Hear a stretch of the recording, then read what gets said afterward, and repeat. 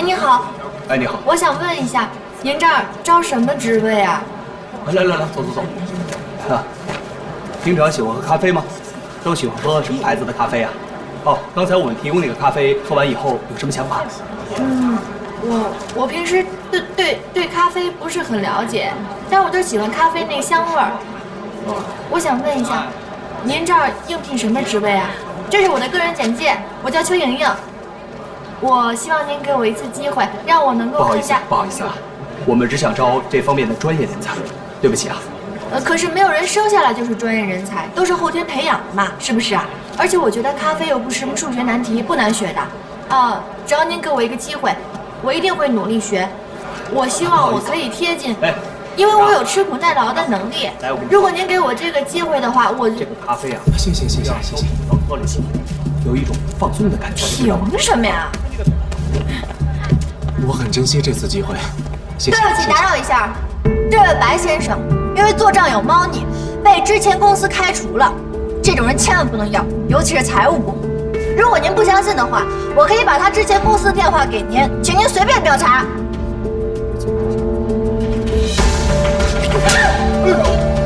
哎，这个仙人怎么打人呢？这样啊，后面有打出车警察台嘛。是啊，多管闲事被打了吧？我怎么多管闲事了？我怎么多管闲事了？他做账有猫腻，不说一下怎么了？你们才多管闲事呢！你们都不知道事情发展是怎么回事，有的人瞎说。我做错什么了？好，哎，不好意思啊，来，坐。大侠，怎么样？要不要去医院看看？不用，我就借这椅子坐会儿，我腿有点软。来，喝点水。你可够厉害的呀，大侠。我最近这么倒霉啊！我来应个聘还能被挨打，我怎么这么衰呢？哼，敢公然跟一个男人对抗，你确实有点实力。哎，你说你一个姑娘家，当着这么多人的面，说人家手脚不干净，你可够猛的呀！我知道我不应该那样做，谁都知道，可是我当时就是忍不住。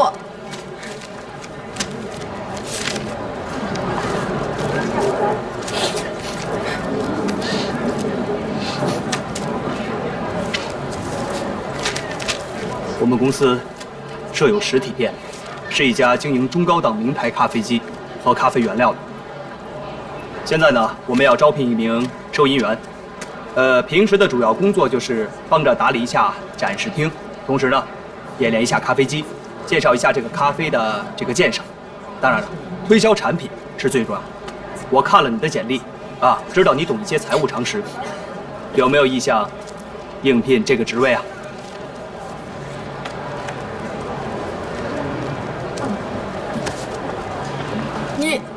你要招我啊？对啊，我们对这个职位首先要求的就是人品过硬，肯吃苦，同时能处理一些临时的突发状况。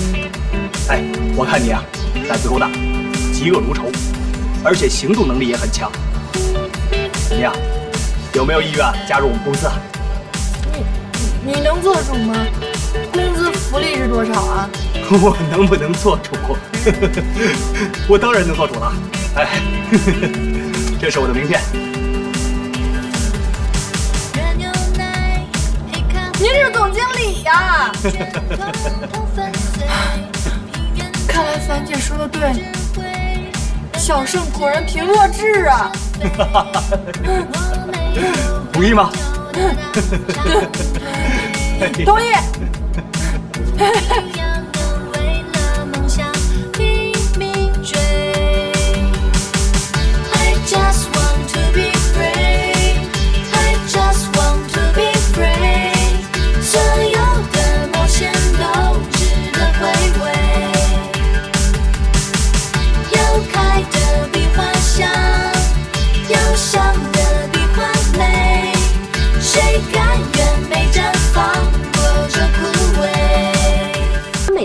上班，上班的时候一律要穿店里的制服。淡妆不许喷香水，或者使用香水味浓烈的化妆品，以免影响咖啡的香味。头发要整洁，指甲要修剪干净，不能给客人邋遢感。客人来了要说欢迎光临，客人走了要说你好，欢迎下次再光临。态度呢一定要诚恳，不能给人一种敷衍的感觉。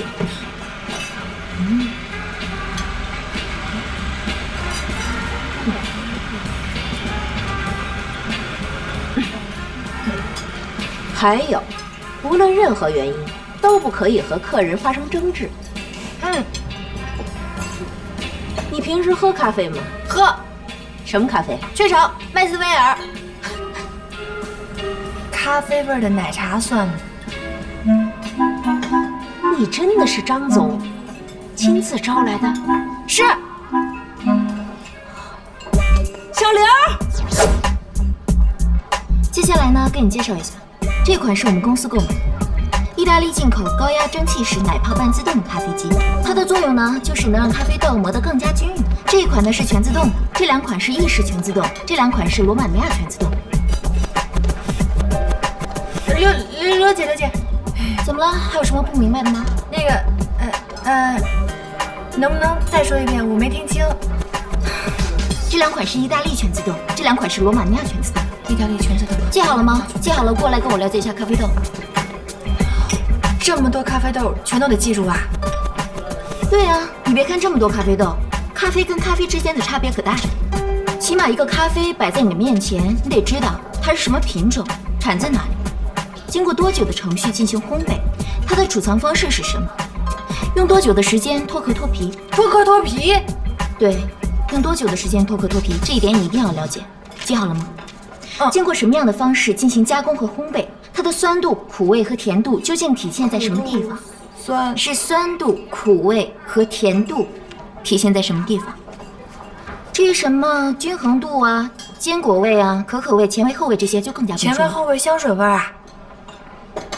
小姐，不是只有香水才有前味和后味的，咖啡也有前味和后味的，好吗？哎，刘姐，那这个意大利特浓指的是说他把那个很多咖……行了，我很忙的，办公室呢有详细的有关所有咖啡的说明资料，你有空的话就自己去看一看吧，尽快的掌握和了解咖啡的所有知识，因为到时候顾客问起来，你才能给他们更好的建议。你只有3天的时间。哦。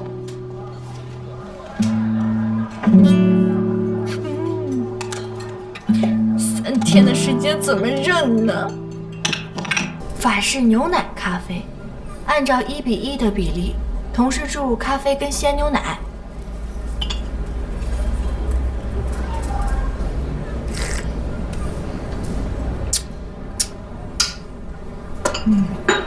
夏威夷咖啡以当年采集的新豆为主，烘焙程度浅，口味偏酸性。摩吉安娜咖啡产地巴西，需要安定质量的安定处理，才能带出香醇浓厚的口味。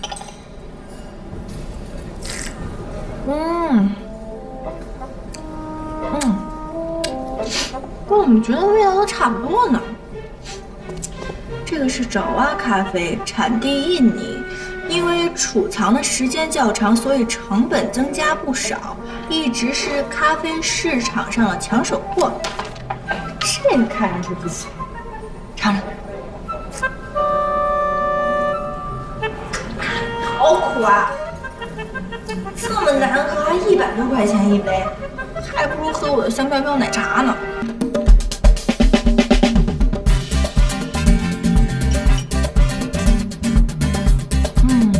法式咖啡，没错，就是法式咖啡。夏威夷咖啡，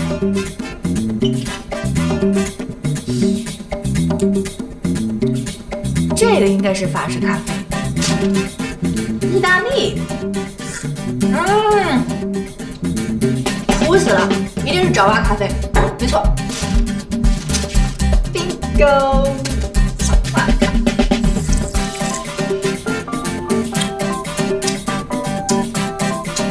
这个煎的咖啡，我煎的，炭烧。对不起，不是你，对不起，怎么做事的？快拿东西擦一下。你们这是对不起啊，先生，实在对不起。太影响心情了不。好意思啊，您先坐啊，马上给您换一杯。哎呦，实在是不好意思啊。哎，您先坐啊，我马上就给您换一杯啊。坐，对不起啊，对不起。肉质不算厚，浓度相等。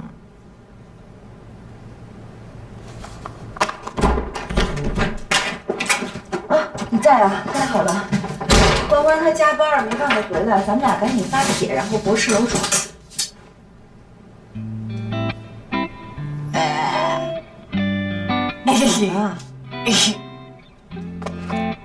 哇，你喝了这么多咖啡啊？是，就是这些咖啡，还有我之前在店里也喝了好多咖啡。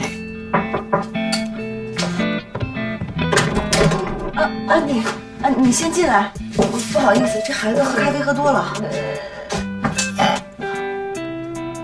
你这是喝了多少咖啡啊？咖啡刺激中枢神经的，不能这么喝啊20多杯，30多杯。之前在店里还喝了好多。店长说的，你要是想了解咖啡，你就得一个个试。我就试了。来，我感觉我今天我心脏是想的肯定难受，想的特别咚，哎呦，咚。小蚯蚓，别又在那儿喝咖啡啊！当心又像昨天似的把自己喝醉了。樊姐，你怎么知道的？我现在正在纠结要不要喝咖啡呢。我是谁呀？我是你樊姐，就你那点小心思，还能瞒得了我吗？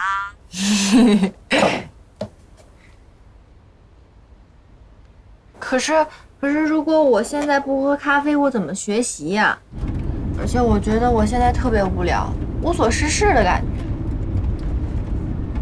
你猪上身啊你！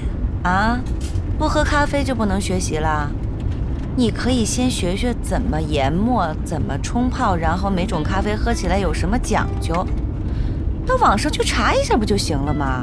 搜狗那么一搜，不就搜着了吗？搜完以后你就知道了，知道吗？别在那儿喝咖啡了，悠着点啊。对了，樊姐，我怎么没想到？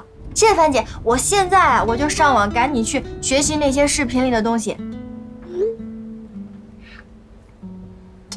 我怎么没想到上网学？咖啡豆的研磨方法根据其大小，可略分为粗研磨、中研磨和细研磨3种，依咖啡器具不同而使用合适的方法研磨。咖啡豆磨成粉状后，其表面体积增加而吸收湿气，容易产生氧化。随着时间的推移，咖啡粉起裂化作用，使风味受损。因此，咖啡豆研磨的秘诀与咖啡的研磨和作业要保持一致。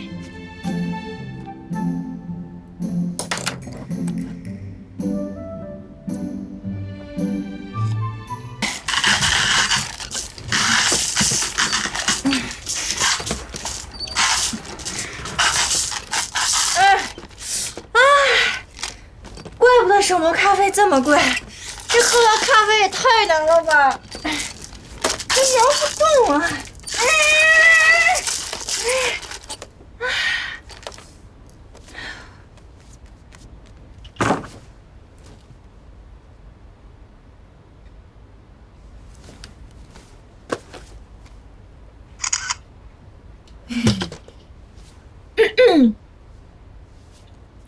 姐妹们，我现在正在手磨咖啡中。如果你以后你们是想喝咖啡的话，我来帮你们做，现磨现喝，38块钱一杯，不打折啊！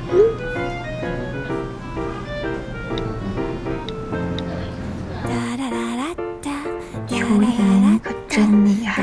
现在还加班呢，一堆资料不知道什么时候才翻译完。等会儿我回家，你也给我来一杯。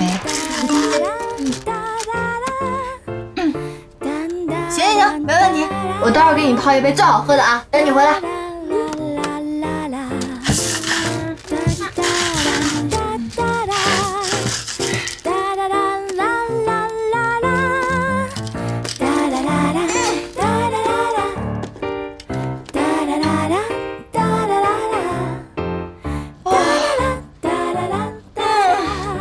好香啊！你看见了吗？那个楼主主动道歉了，自己打脸打得啪啪啪的。我把我们同事拉去全围观了，我看他们以后谁敢再说三道四的。哦，谢谢你啊。小凡在吗？樊姐还没回来呢。跟你说，自从樊姐那个同学来到上海以后，隔三差五的请樊姐吃饭，还时不时的送她一些名牌礼物。根据我的推断，过不了多久，樊姐就会抛弃我们了。哎，你找樊姐什么事儿啊？要不要我帮你传话呀？也没什么，就是有一桩复杂的人际关系，希望征求他的意见。那没事，回头再说吧。哎，小秋，你去咖啡馆上班了？我之前跟你说过，卖咖啡的，你忘了？我现在咖啡馆的名字叫做卡卡奥咖啡馆，可有情调了。你以后跟朋友要想聊天的话，去那儿就行。哎，不过离你稍微有一点远。好啊，你那儿卖咖啡豆吗？刚好我想买点咖啡豆。你家里不是还2包绿山吗？送同事了。回头你有什么好推荐，给我推荐推荐。我现在就可以给你推荐。他们都说那个曼特宁咖啡很好喝，可是我喜欢夏威夷可娜，他们都说我重口味，因为那可娜的口味稍微有点重，我不知道你会不会喜欢呀？好啊，那就你推荐的那个可娜吧。多少钱1磅？我要3磅，但是我没有零钱，我都是100的。这样吧，我先帮你买了，然后给你，到时候你再把零钱给我呗。OK。现金就是麻烦，要是网购动动手指就能解决了，你说是不是？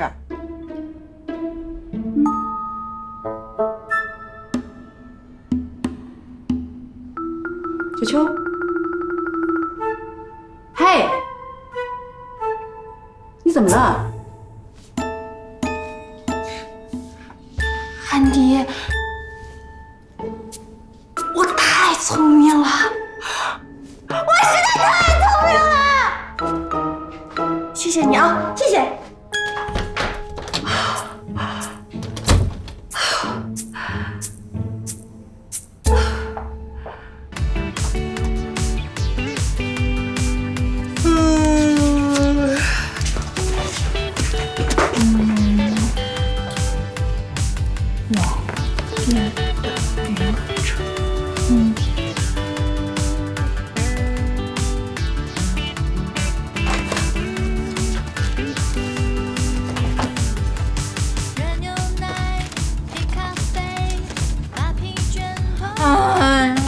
怎么把这上传呀？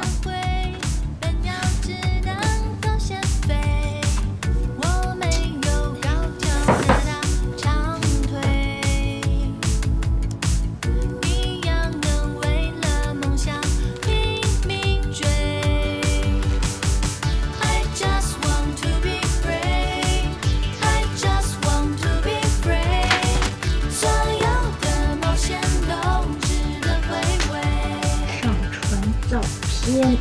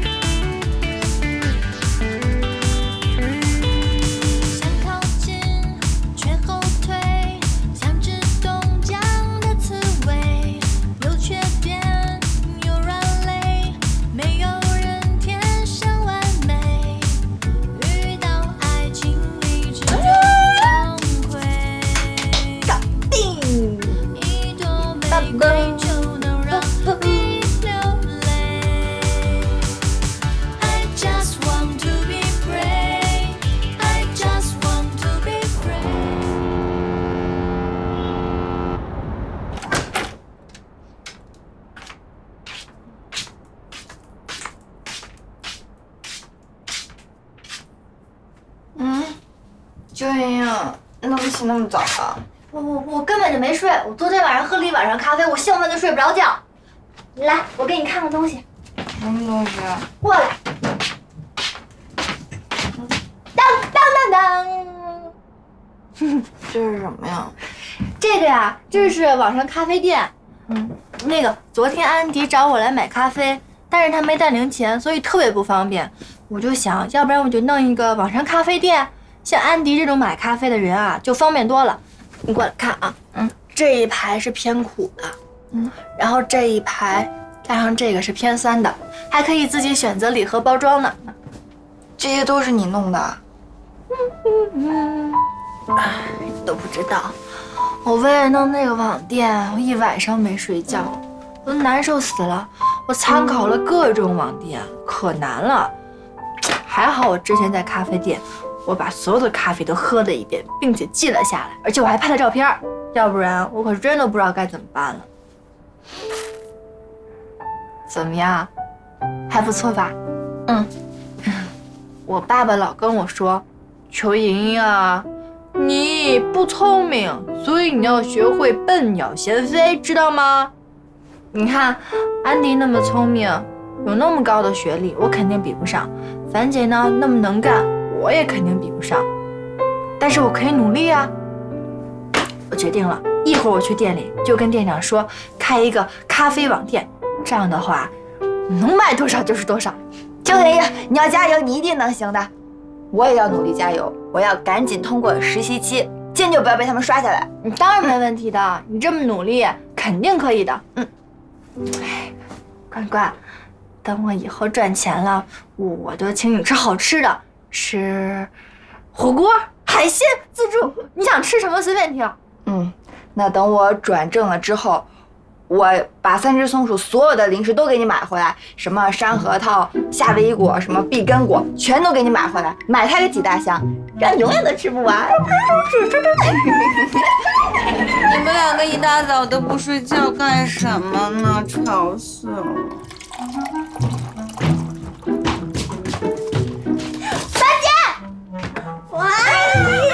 你干嘛呢？早上没吃药啊你？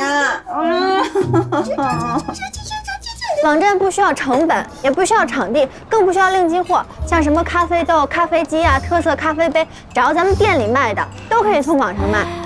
我们有实体店，搞那些做什么？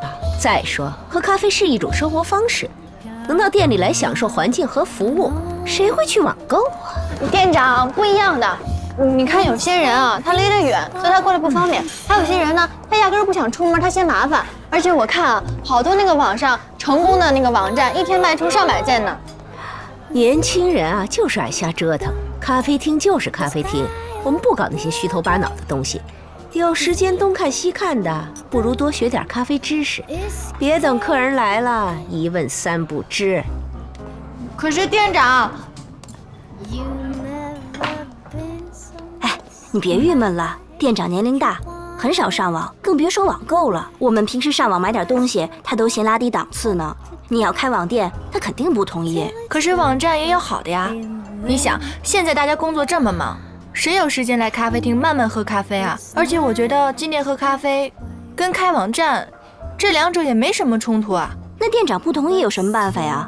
他那么固执一人，认定的事儿啊，你怎么说都没用。哎呀，算了，干活吧。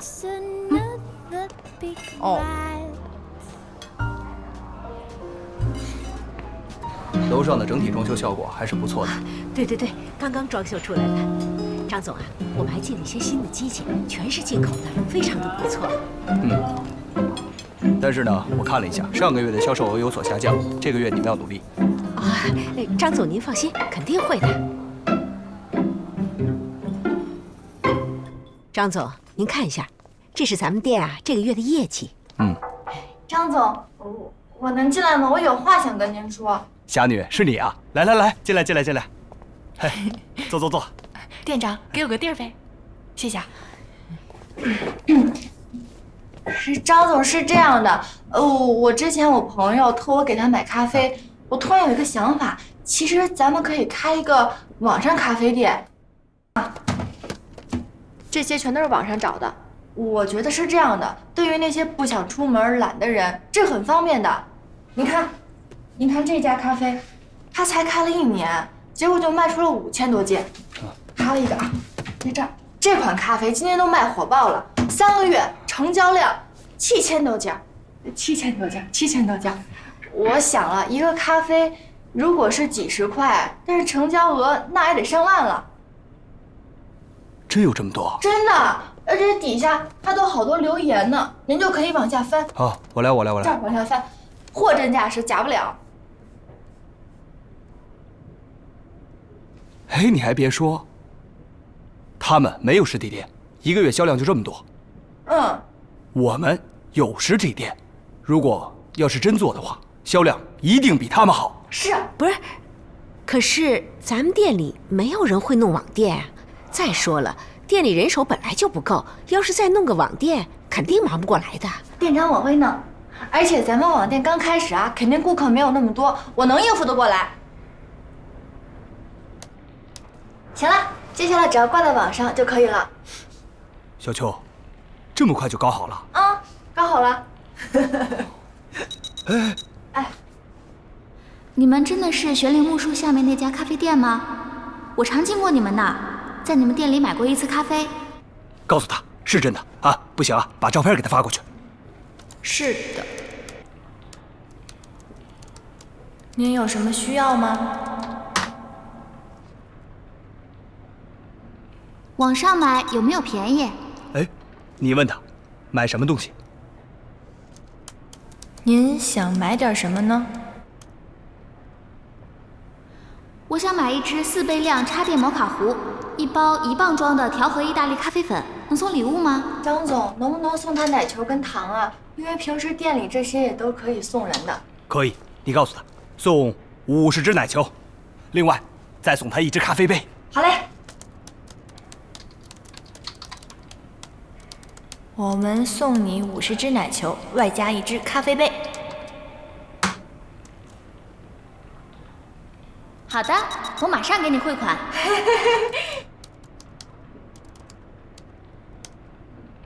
搞定了，张总。这么快就成了？啊，接下来只要快递发货过去，对方确认收货就可以了。同城差不多2、3天，异地1周就可以了。哎，这个不错啊！你看啊，这个没什么成本，而且呢还能拓展我们的客户源。这样，我拍板了，就这么定啊！我们马上成立网站，由小秋负责。有什么需求，你找店长。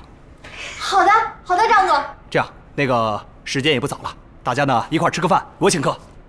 顺带呢让小秋介绍一下如何经营网站。我想，照这种情况下，我们在经营好实体店的同时，网站也一定能经营好。收到。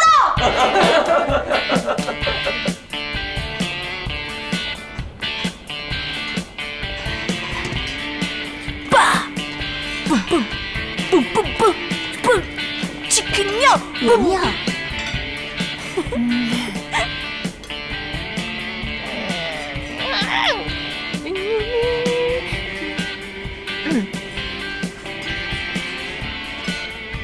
凡姐，亲爱的，告诉你们一个好消息，我们老板同意我开网店了。我刚刚在网上做了人生中第1笔生意，而且我老板还夸我了，夸了我1下午，说什么啊还要请我吃饭，让我传授给大家经验的。你真棒啊，小蚯蚓！祝贺你啊，小秋！樊姐就知道你肯定行，加油加油！用你网购的丰富经验碾压他们。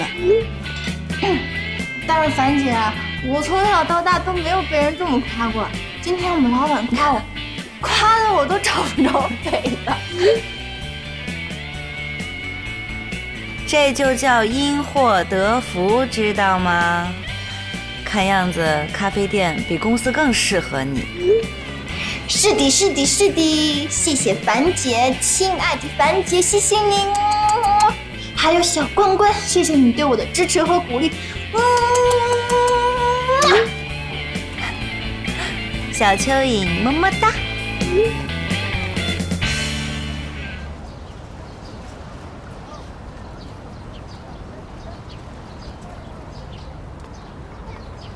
小关，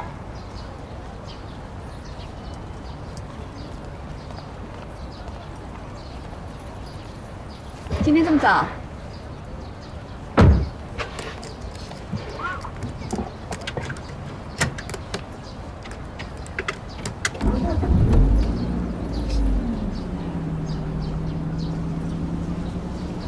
怎么了？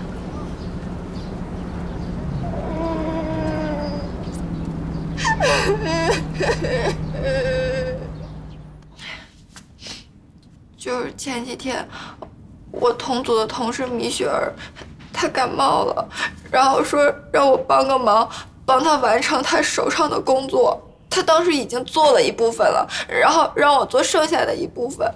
结果她第二天早上，那个连检查都没检查就直接交上去了，出错的是她做的那个部分。可是我是最后签字的人，我就被上司给批了。那你哭的原因是什么？上司冤枉你，米雪儿不认账，还是你犯的错误太大，你承受不了？都有吧。还因为我们上司让我写书面检查，这个检查可能要夹在我的档案里，那它肯定会影响我实习的分数的，到时候肯定会影响我能不能留在这个公司。你解释没有？我解释了，可是上司他根本就不听我的解释，因为他这个工作明明就是他分配的，他肯定知道这个工作是米雪儿的，米雪儿她才是第一责任人，而且他知道我挨批的，他都没替我澄清，都赖他。想听真话，还是安慰的话？我想听真话。安妮姐，如果你是我的上司，你会批我吗？说说我的观点吧。不过可能会有点不中听。我一个高管的朋友跟我说过，如果有机会再让他从底层做起，他相信他已经能够做一个非常优秀的配合上司完成工作的一个好员工，因为他已经足够懂得每一个岗位所需要担的责任。作为公司的高层，需要正确的规划和分解所有的工作，发放到下面去，然后由公司的各个阶层的人完成这些工作，创造出利润，才能给股东一个交代。所以你说，公司每一个员工，他们所围绕的轴心是什么？工作。对，轴心就是工作。所以呢，上司他并不 care 你跟米雪之间发生了什么，他也不 care 这个工作到底谁完成的。你跟米雪在交接的时候，你犯了一个很大的错误，你没有检查之前的内容，但是你在最后一页签上你的名字，这就代表你需要为这件事情负所有的责任。你的上司批评你合情合理啊，你没有必要喊冤。你秘书，明天晚上饭局安排的怎么样啊？啊，不行不行，8个人的包间哪够坐啊？你直接给我订个最大的包间，宁可做的松一点，也不能看上去太窘迫。还有，帮我找找当地的 KTV， 直接给我订个最大的包房，再租一辆礼宾车，万一要是没有开车的，好接送他们。挂了。你不是曲筱绡吧？我认识曲筱绡不是这风格啊！开什么玩笑？姑奶奶，我什么人呢？上得了厅堂，下得了厨房，赚得了钱，撒了泼，一个风格。你也太侮辱我曲筱绡了。看在你努力牵线的份上，就给你一次机会，让你看看干正经事儿的曲筱绡是什么样。谢谢大姐。真相过后，需要安慰吗？其实我知道，我们公司的门槛高，我学历又不如人家。安妮姐，我又担心我写的这份检查再放到我的档案里，人年底考核我肯定完蛋了。不用在意你的这些检讨书会放到档案里。我看过很多考核资料，其实1年下来，每一个人到年底都是千疮百孔的。你的上司会有他的审核标准，当然归根结底，所有的考核标准只有一个，就是你能不能做好工作，让你的上司省心。所以承认错误，承担责任，把因为你的错误而导致的损失降低到最少，这是你要做的。好吧，那我就把这个检讨书分为3部分来写。第一部分我写清楚事情的脉络，第2部分我承认我自己的错误，第3部分我写出解决的办法。好难受呀！我要违心的去承认错误。我毕业之后越来越多的事儿都是违心的，可我除了忍耐，我一点办法都没有。安迪姐，长大好累呀，工作好累。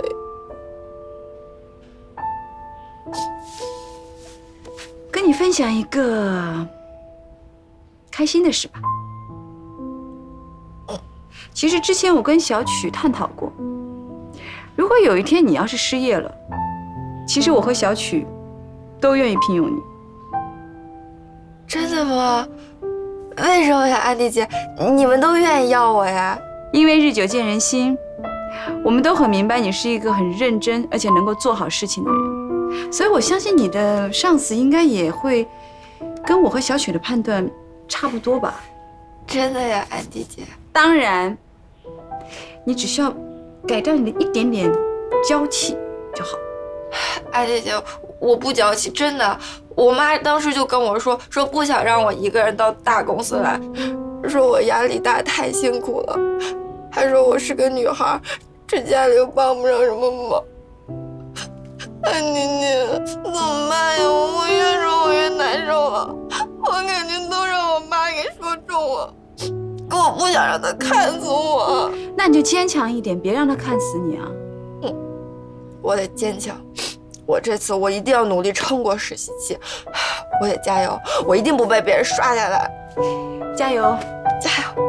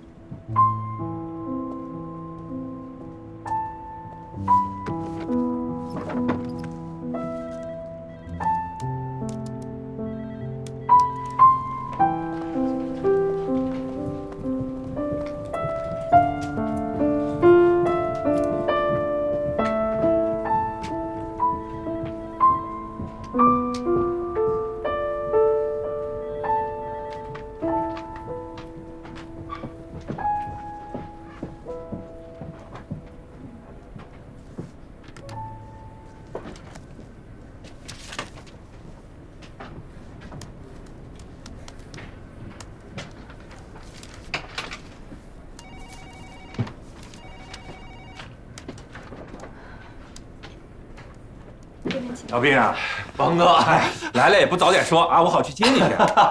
哎，徐潇潇，这就是我跟你常说的曲潇潇，这是王总。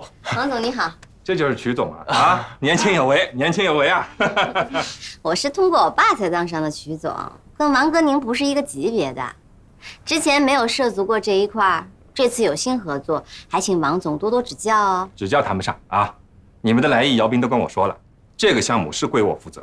可是不是我一个人说了算啊！我们公司现在第一步打算呢，是先选出3家合格的公司，由项目小组实地去考察，然后再决定合作对象。一会儿我把相关人士都给你们约过来，给你们搭个桥铺个路啊。至于能不能成，还得看你们自己的了啊。好，哎，王哥先坐，好，先入座。来，行，来。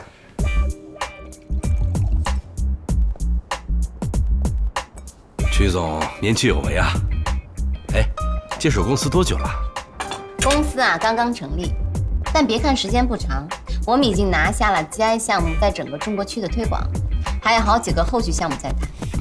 这 GI 品牌要求很高啊，能跟你们合作，可见曲总很有实力啊。曲总真是前途无量啊！来来来，我先敬你一杯。这怎么行呢？在座的都是我的前辈，都比我有经验。这杯啊，应该我来敬大家。初次接触这个项目没经验，还请大家多多指教。我干了。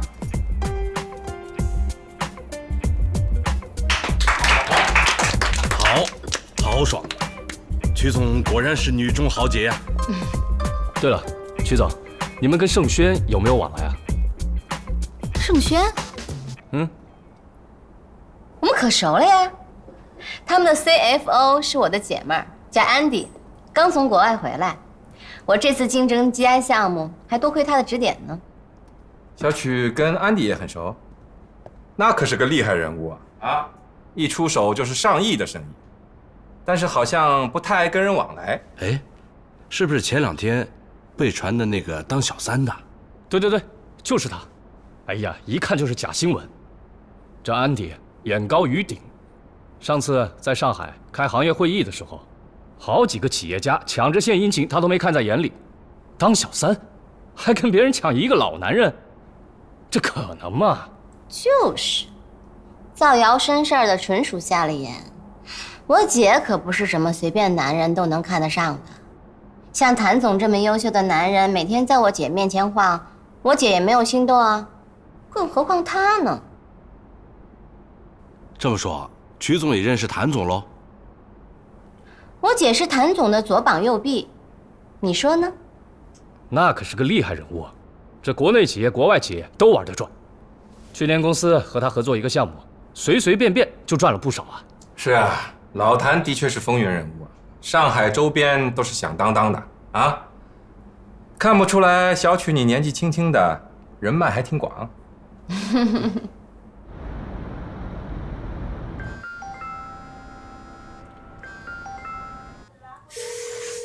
怎么不接电话呀？会有什么事儿吧？不会吧？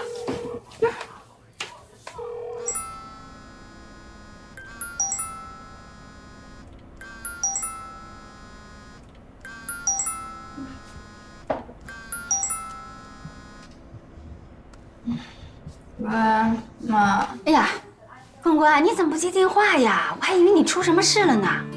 我早上起太早了，晚上又加班，我刚才在厕所睡着了。你在洗手间睡怎么行啊？别感冒了呀！这怎么又加班呢？赶紧回去，咱不加了啊！回去洗个热水澡，赶紧休息，听见没有啊？妈，不行，我把方案给做错了，我老板让我把它给改过来。这如果改不好呀，我年底考评就完蛋了。完蛋就完蛋，身体重要还是工作重要啊？听妈妈话，听见没有？啊！我告诉你，关关，你年轻的时候不注意，老了这病就找到你身上来了，有你受的。妈，真的不行，这方案是我做错的，我有责任把它给改过来。行了，妈，我不跟你说了啊，我得赶紧回去工作去。对了，妈妈，你明天早上给我打个电话，我怕我太困了，我又像上次一样随手把闹铃给关了。好，赶紧回去吧，好不好？到了家了给妈妈打个电话啊，别让我担心。好的，拜拜，妈妈。好，挂吧，你先挂。哎呀，加班，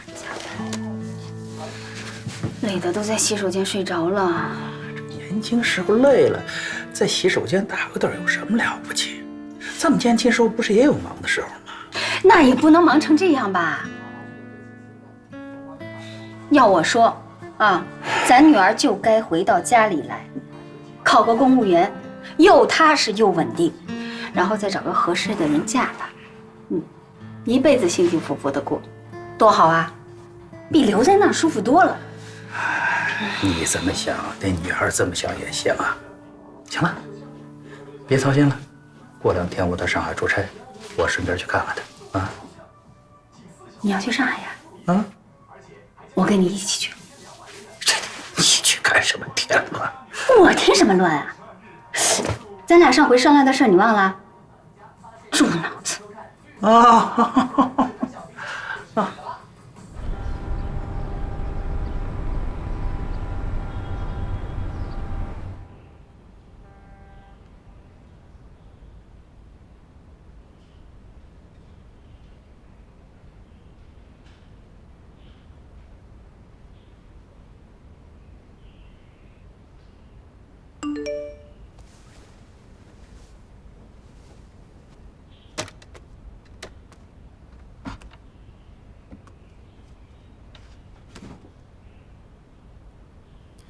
小曲，你的脚好点了吗？要注意多休息。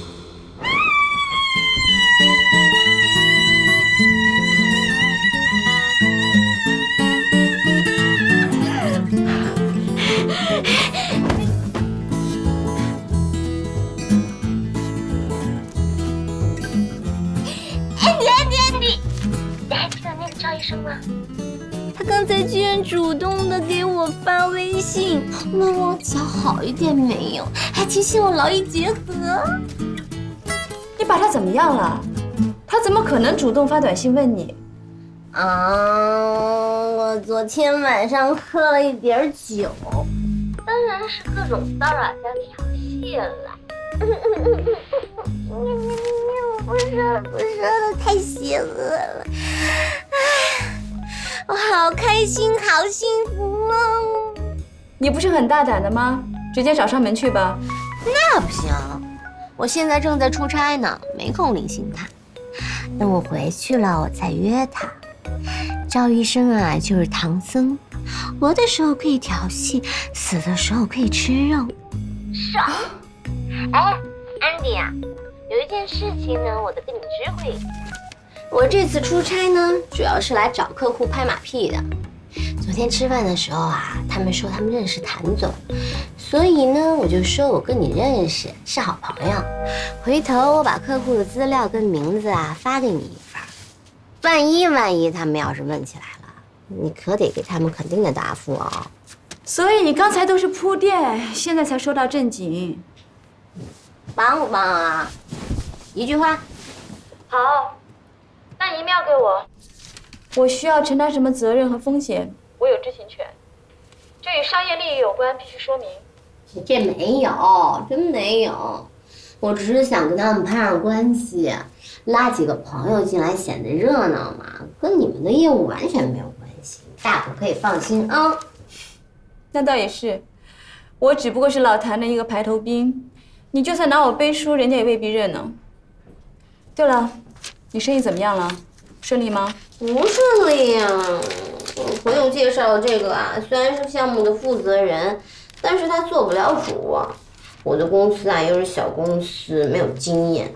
昨天一天吃饭就问出了点线索，今天还要继续努力。客户对你还认可吗？我的意思是，我刚开始工作的时候还很年轻，那个时候也不懂得什么办公室的规矩，所以经常得不到同事的认可，认为我承担不起什么重任。我正为这个发愁呢，客户一看到我呀，赶紧看我的身后看，还以为有什么年纪大的人要出场，完全是把我当秘书看。我赶紧承认我是有钱人的女儿，还血缘上的问，他勉强把我当老总看的。我这次回去啊，赶紧改改我上班的行头，穿的得再老气一点。对了，安迪啊，以后要有什么需要的，还得再拉上你跟你老板称念大旗啊。哎，我可以不承担责任的让你扯，但你千万不要扯我老板。行，不拉就不拉。哎，安迪，我跟你说个好笑的，樊胜美那个同学，你见过了没有？见过一面，怎么了？空心大佬关一个，开着宝马3系来献殷勤，我手欠一查，租车公司租的，害得我们樊大姐了，还以为自己钓到了金龟婿，空欢喜一场。你告诉他了？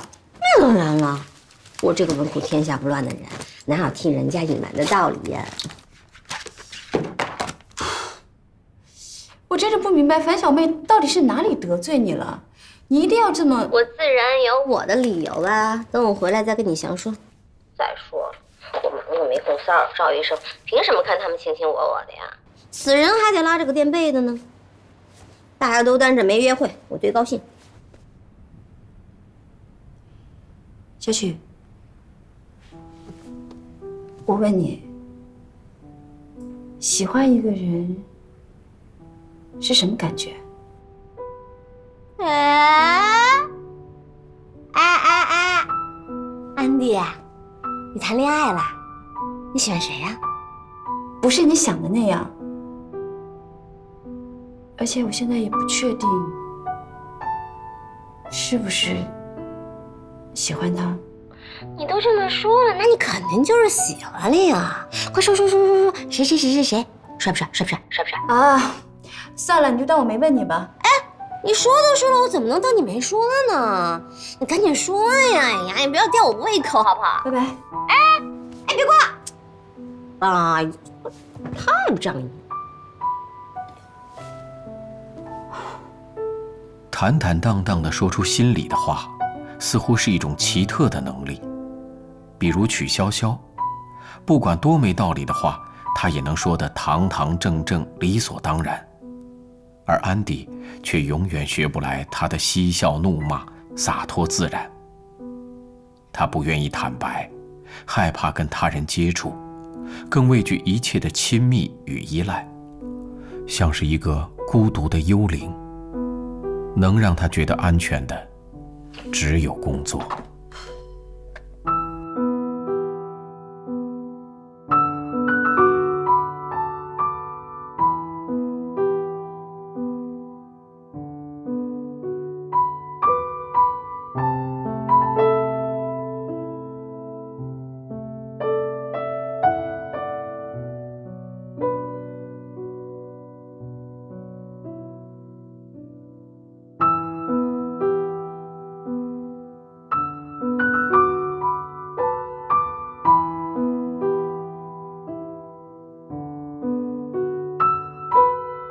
我相信经过刚才的讨论，你们应该很明白我的意思。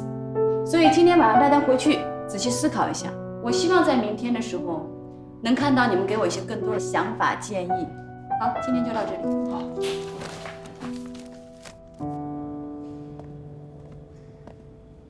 看什么呢？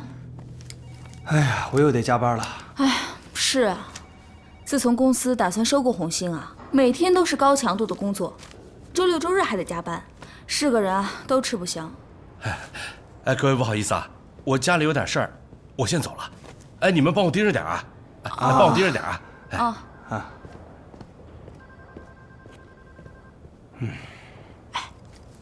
我看最惨的还是刘思明。话是这么说，他那方案的确有问题。安迪是让我们关注红星对多媒体方面的立体化的探索，希望产品链互动起来，相互促进，相互链接。可你看他做的，几乎和以前一样，没有什么改变。不过老刘这人吧，本来事业心就不是太强，再加上他上有老下有小，难免分心。他的心思啊，全在股票上。现在集团上上下下都在为收购做准备。如果他达不到安迪的要求，我想公司啊，迟早得换人。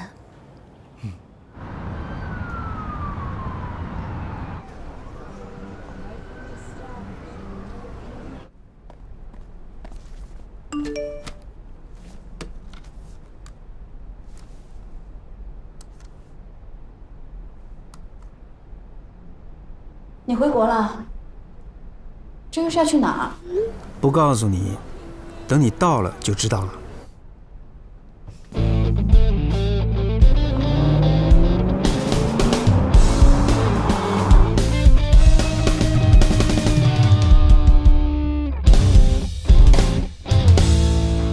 安迪小姐，您这边请。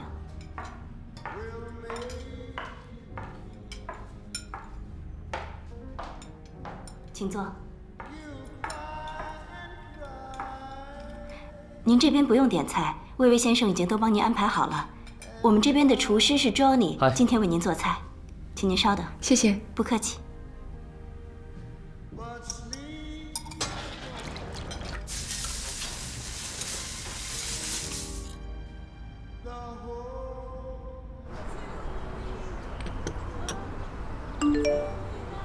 我到了。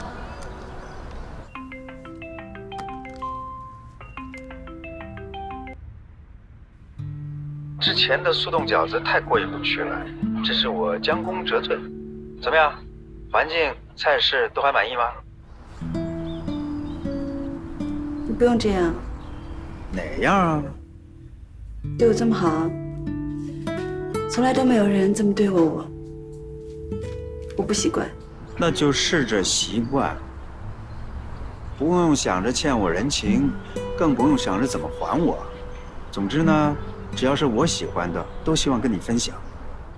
早知道是我一个人来这么好的地方享受，那我真的应该叫上我的那些邻居，特别是樊小妹，她最喜欢这种情调。哎，请教一件事情，在国内，30岁的男人出手也很大方，只是开着一辆租来的宝马车，这有什么讲究吗？追你的人吗？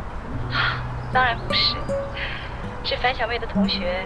他们两个现在是有一点点来电，不过我那个邻居也是很奇怪，他明明是自己租的房子，但是确实想在对方面前表现出来，那是他的产业。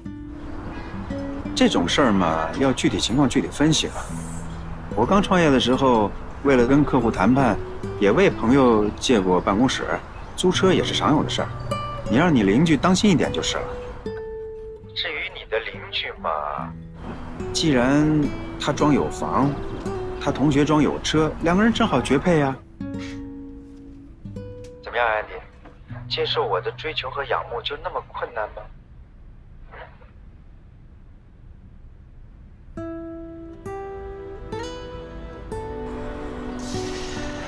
怎么办？我刚来2天就着急想回去。Andy， 认识你之后，我才明白，人和人的相识是如此的奇妙，就像磁极和磁极的相互吸引，又像是心里有一团火山在爆发，既排山倒海又不动声色。怎么样？在我回来之前，认真考虑我的问题。Yes or no？ 我需要你的答案。打扰一下，我的菜做好了，法式鹅肝配龙虾，请慢用。谢谢。那我先吃饭喽。来。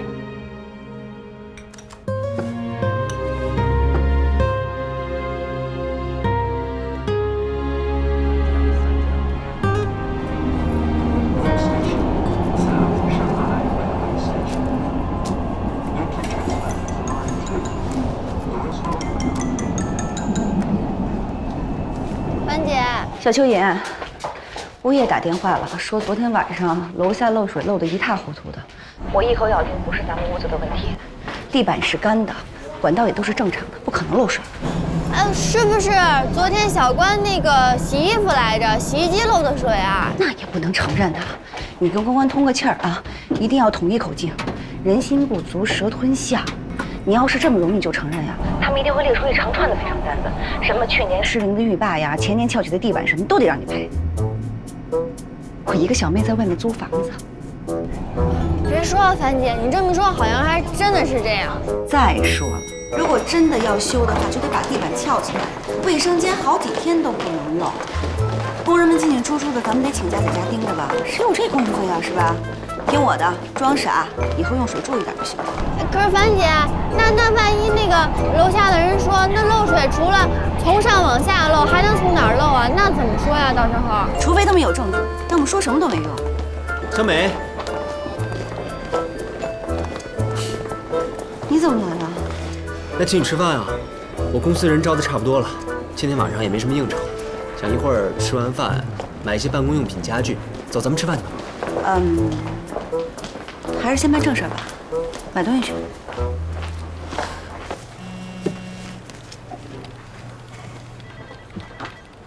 喂，哎喂，师妹，你下班了吗？我今天正好从你那儿过，要不要顺路一起接着你啊？林师兄，不好意思啊，我手头上还有几份资料要翻译，可能还得1个多小时，就不麻烦你了，谢谢啊。没关系，我正好约了人做采访，估计到你那儿也得1个多小时了。我从家乡给你带了一些土特产，1大盒上好的脐橙。今天正好一块给你送过去了。可是我这边还有……别可是了，脐橙这东西就是吃个新鲜，放久了就不好吃了。你要是下班晚了，我就在楼底下等着你，正好把你一起送回家，免得你一个小姑娘再提不动。好吧，好吧，那你到我公司楼下告诉我。好，一会儿见。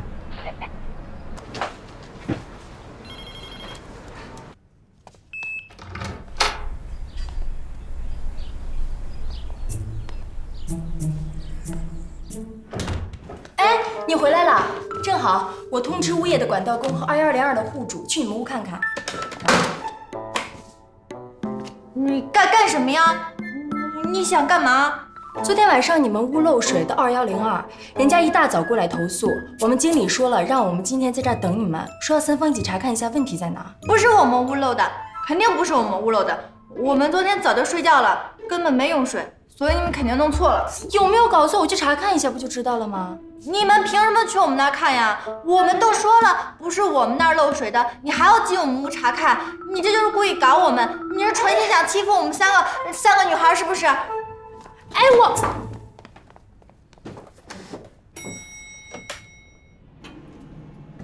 啊，喂，你好，是2102的户主吗？电脑跟打印机就不用买了，公司注册登记的时候，税务会把这些东西全部给你买齐了，因为金税工程。办公桌椅好像也不用，我记得你租的那个办公室里面有4套，那你暂时就不用买，先利用那些旧的吧。你公司也不大，用不着买专用的复印机，买一个有打印功能的传真机就可以了，既省钱又可以节省空间。小美，怎么了？我觉得你特别贴心，你处处为我考虑，又替我省钱，而且挑这些东西又体面又实惠，我真的是好幸福啊！我觉得你应该买一个保险柜啊，对，保险柜。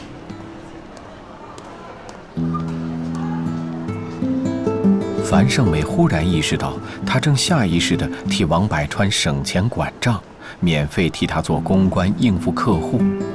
王百川的车子是租来的，房子更是没有，以后还要共同按揭、共同还贷。这样的小老板，她不知拒绝过多少。樊胜美告诉自己，不能心慈手软，更不能做黄脸婆。老板娘，谁爱做谁做去。小美。哎，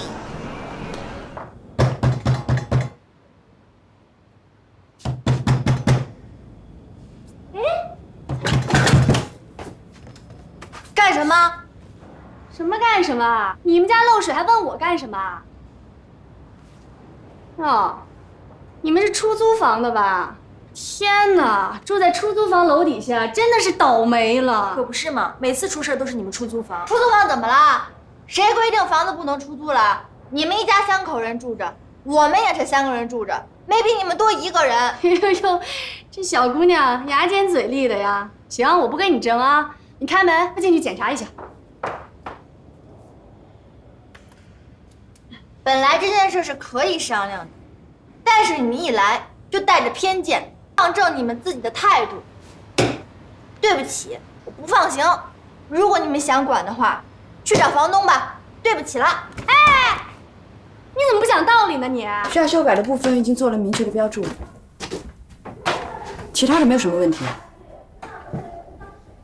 好，那下周一例会的时候，你让他们修改好，交给我。拜拜。我昨天晚上睡着了，我什么都不知道。这事儿你们别来找我，你们找房东处理。哎，这小姑娘怎么这么不讲道理呢？你们家漏水你还有理了是吧？我们住的好好的，漏水我怎么知道怎么回事啊？我告诉你，你们家漏水，你找不到证据就不许找我们晦气，知道吗？还有，怎么了？出租房，你别把什么脏水都往我们出租房身上泼。哎，来，邻居来帮忙评评理啊！哎，你说这小姑娘他们家漏水，她还理直气壮，还不让人进去检查呢。我告诉你，我只跟讲道理的人讲理，我不跟看不起出租房的人讲理。你们想进去是吧？行。你们踩着我的身上进去吧。哎，那你想怎么样啊？哎，你想怎么样？想上法庭见是吧？好话跟你说，你听不懂，怎么非得要闹上法庭你才愿意是吧？犯贱！谁犯贱？你刚才说谁犯贱？怎么了？是你先找我吵架的。哎，你犯贱！哎，犯贱！你犯贱！你犯贱！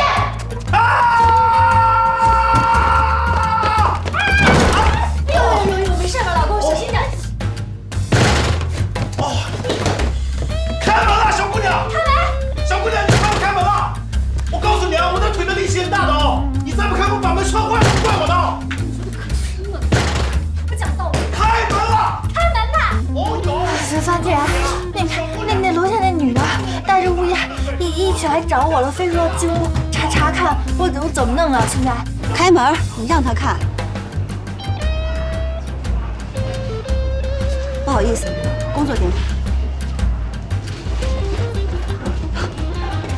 哎，如果他们进去看，有问题你就让他们去找房东，如果没有问题啊，就不让他们再进去，听到没有？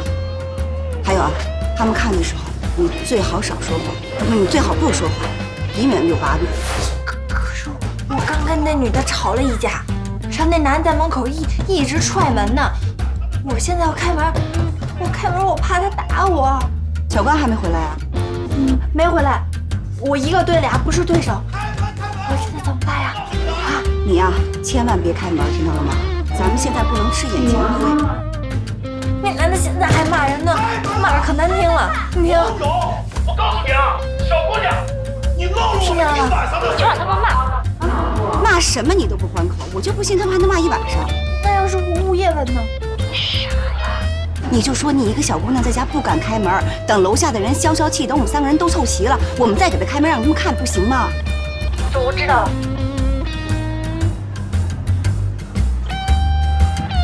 我挂了。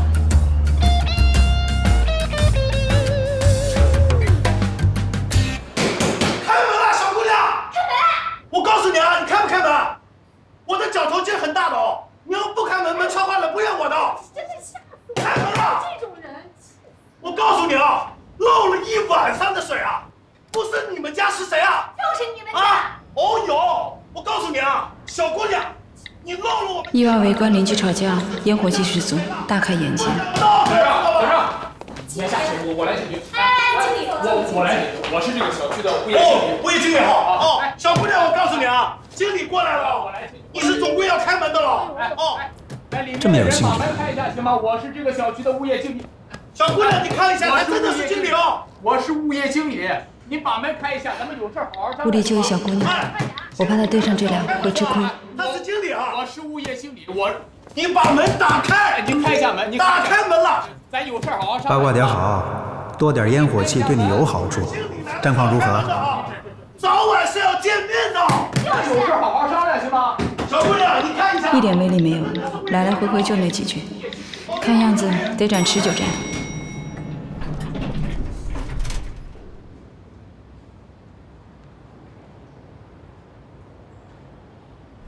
你回来了，我都等你们半天了，菜都凉了，赶紧进去吧！快点，快点，快点，快进去吧，菜都凉了。哦，快！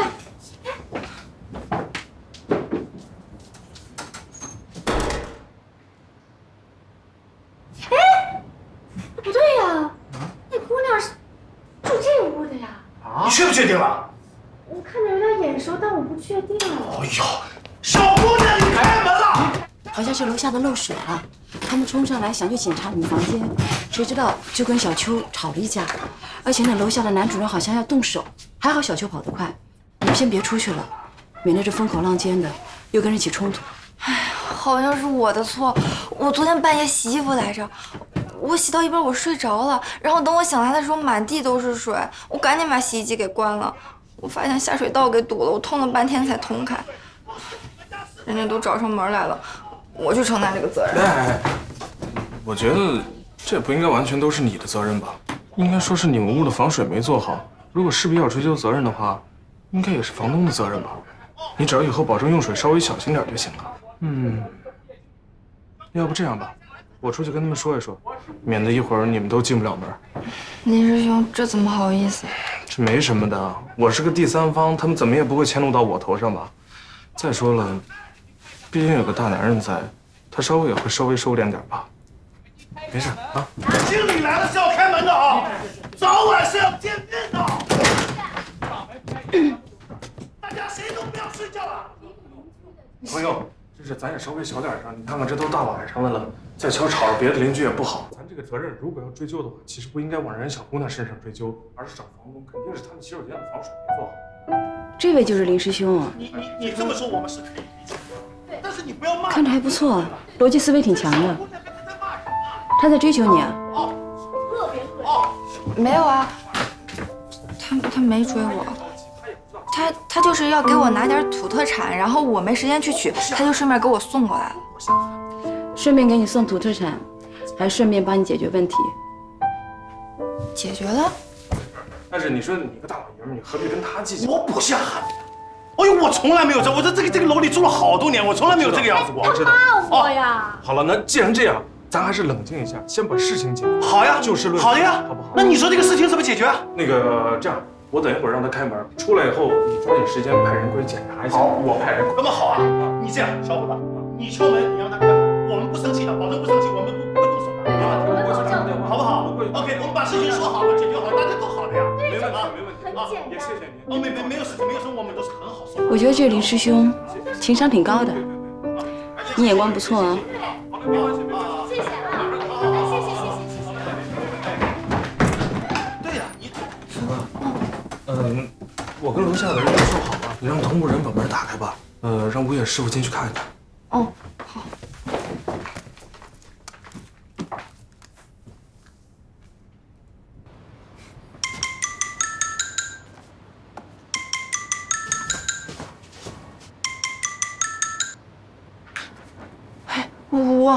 喂，莹莹，是我。我们已经跟他们说好了，你现在可以开门了。现在开吗？现在开门。那你再稍等一会儿，我去再处理一下。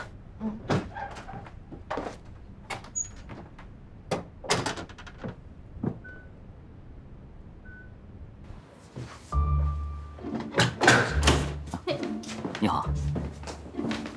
哎，行了，他们进去看一下。估计问题应该不大。就是别生气了，以后还是冷冷静静，能把事儿解决了最好，是吧？早这样不好了吗？怎么样？我看了一下，没多大事，就是滴漏出了点问题。那我们能怎么做？配合点什么？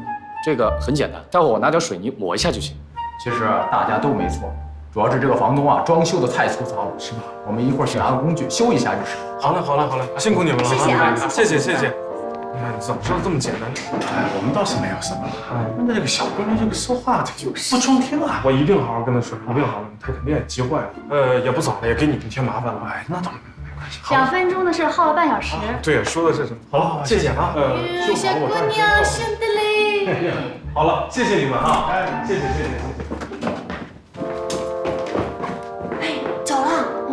你刚才都没看见，那个女的上来找我茬，我把她给骂了，把她给吓着了都。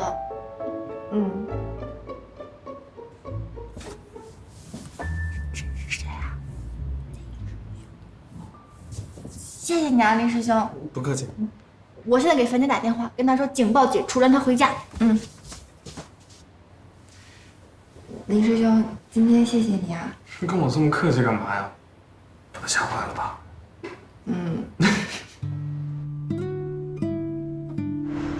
好，我知道了，这样处理最好了。帮我谢谢安迪和林师兄啊，拜拜。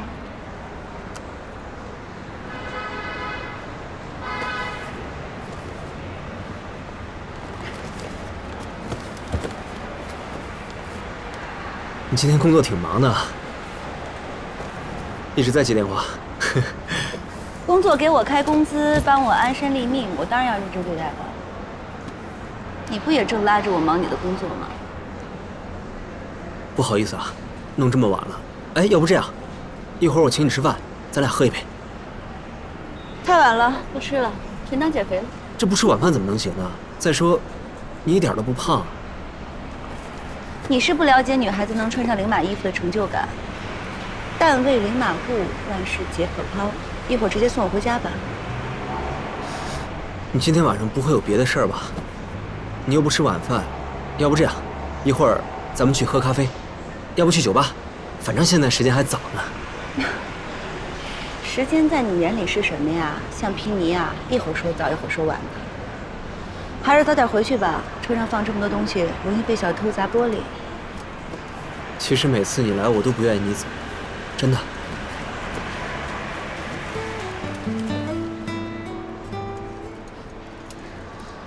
不许想入非非，否则我立马就走。我都想入非非很多年了。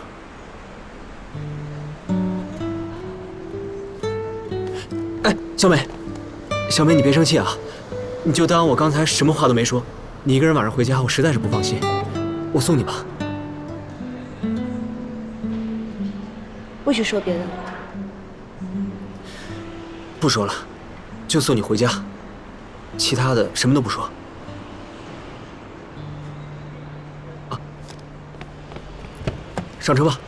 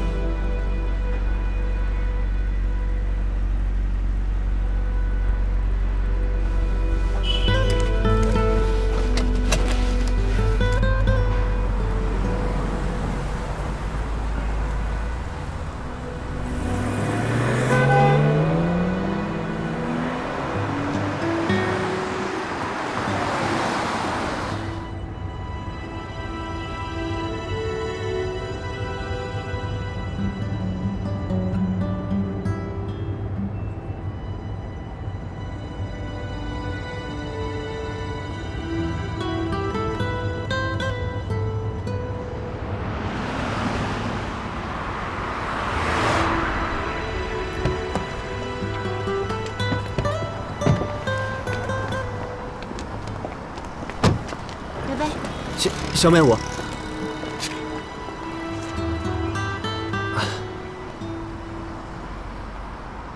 没什么，谢谢你陪我。不客气。嘿，安迪，你好。小薛他们没吃饭，我去买点披萨给他们。哎，对了，那个漏水的事情都修好了。我们一块上去吧。啊？一块上去啊。啊，好。拜拜，小心开车。你早点休息啊。啊。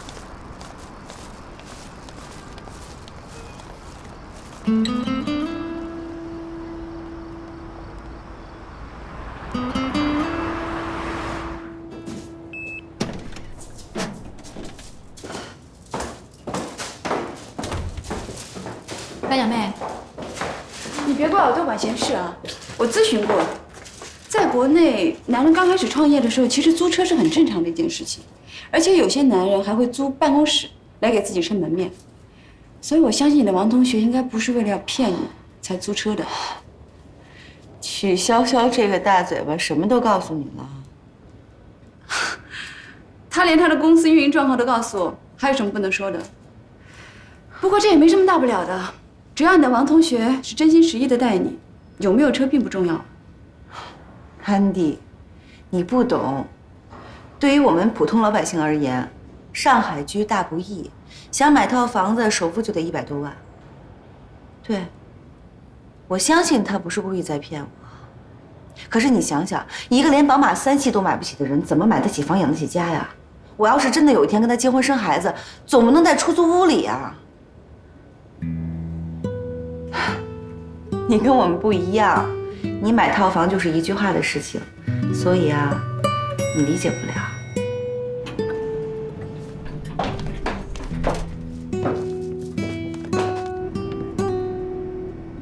我能够理解，人都是希望能够求安稳的，朝不保夕的感觉很不好。安迪，我哎，你放心，我可不是蕾丝边啊。你知道吗？我身边的人都指责我太爱自己、太自私了，搞得我坚持自己的需求就是个错误一样。可是一个人如果连自己都不爱，还怎么去爱别人呀？我不相信有什么无私的爱，人的本质不应该是利己主义吗？我不知道那么多的主义，那都是文科生该考虑的事情。我只知道，若有余力帮助他人，就是对社会最大的贡献了。不过，我倒有个疑虑，这个社会能够有实力的人也很少。那既然这样，为什么你不愿意考虑跟一个人，比如说像你的王同学，你们一起合伙筑巢呢？合伙是建立在平等的基础上的。你看现在的法律还有社会舆论，都是只看到前面做事业的男人，而看不到承担整个大后方的女人。这女人既然有能力跟别人合伙，倒不如自己努力，这样既能赚得好生活，又可以得到社会的认可。要我说呀，女人最保险的就是打定主意依靠自己。可是既然这样，你为什么还要跟你王同学装作情侣状呢？因为老娘有一个荷尔蒙需要平衡一下啦。你不懂啊？我也不懂。这女的就冲着喊你饭店，你饭店，你饭店，然后就把她给吓着了。结果她，哎，披萨给你们。哦，谢谢，拿去。谢谢。没事。你就是关关常说的林师兄吧？你好。今天多亏你了，我真要替自己跟2个小妹妹感谢你。哎呦，您可别这么客气，小关是我师妹，这是我应该的。哎，你太客气了。今天要不是你，我们都得受底下的男的耀武扬威，多亏了你，谢谢啊。没事。是啊，林师兄，今天谢谢你了。你就别这么客气了，我帮拿着。让一下。哎，好，那我们进去看看啊。小秋妍，去安迪那屋吃披萨。为什么？因为你饿了。哦。安迪姐。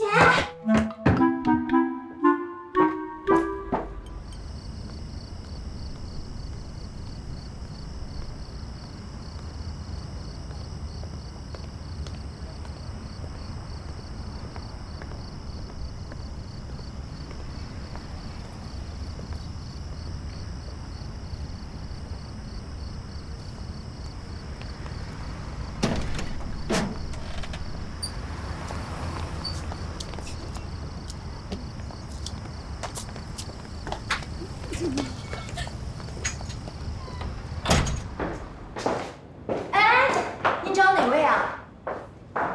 我找刚才进去那2个女孩。刚才那2位啊？对。长头发还是短头发的？我得先帮你呼叫他们，他们同意了，我才能放你进去呢。那个长头发那个。长头发的，那对不起啊，我不能帮您呼叫了。他们是群租的，家里没有安装呼叫装置。群租房？你没记错吧？应该没错吧？你朋友叫什么呀？樊胜美。那当然没错了，2202，3个女孩合租的。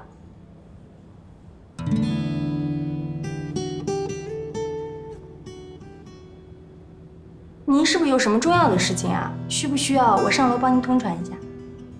哦，不用了，谢谢，我给他们打电话就行。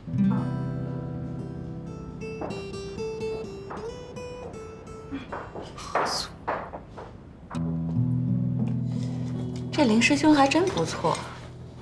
小秋妍，你说你反应够迟钝的，我要不是把你及时拉住啊，你还去杵在那儿当电灯泡呢。什么意思啊？你是说那林师兄对小关有意思啊？我说的呢。不过也是，要是没意思，干嘛这么帮他呀？小关命真好，这么多男的追他，有房有车，这还是个记者。也不奇怪啊，大好青年大多都喜欢关关这样的女孩，家庭小康不复杂，以后父母生老病死也有保障。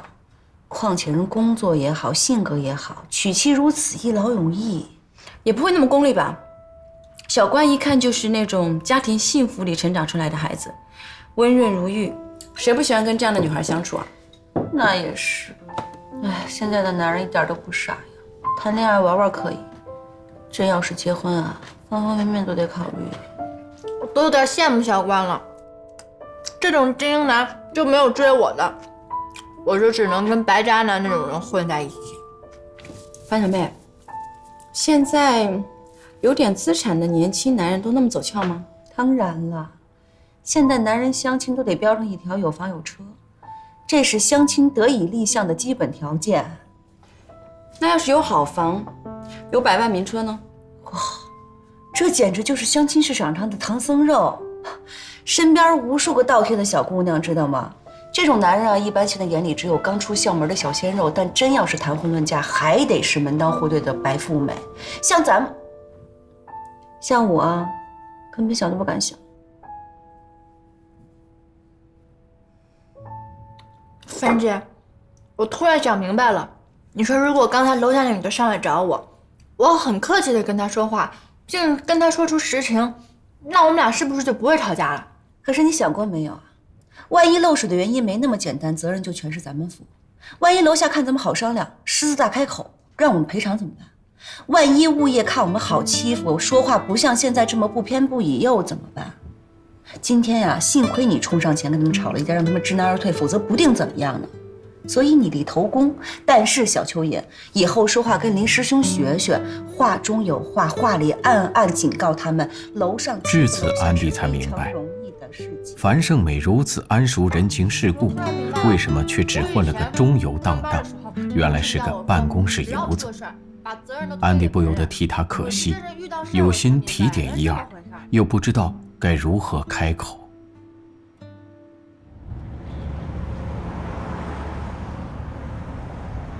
喂，文姐，我是王百川。哟，怎么想起给我打电话了？啊，我最近找樊胜美有些事情，你知道她最近怎么样了吗？樊胜美，旧情人啊！你想知道她的近况啊？别调侃我了，我找她真的有事，你能告诉我她现在怎么样吗？这个我还不太清楚，只知道她在上海一家外企工作，好像混得一般，同学聚会也不怎么参加。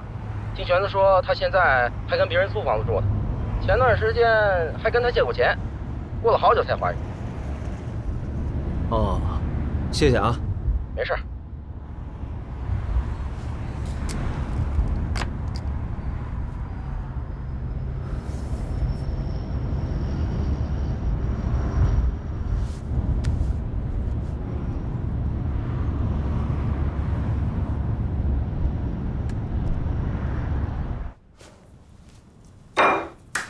我吃饱了，回去看看这师傅弄怎么样了啊。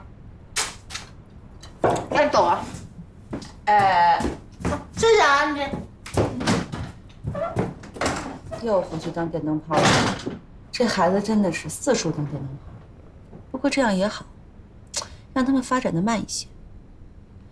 男人太容易得到手，就会不珍惜的。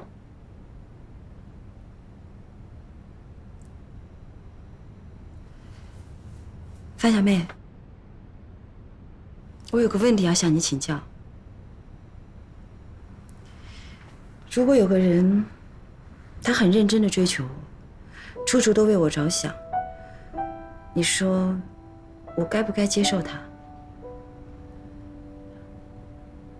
上次提到的那个魏兄，是他。之前我跟他说过一些我的事情，他因此断言我喜欢他。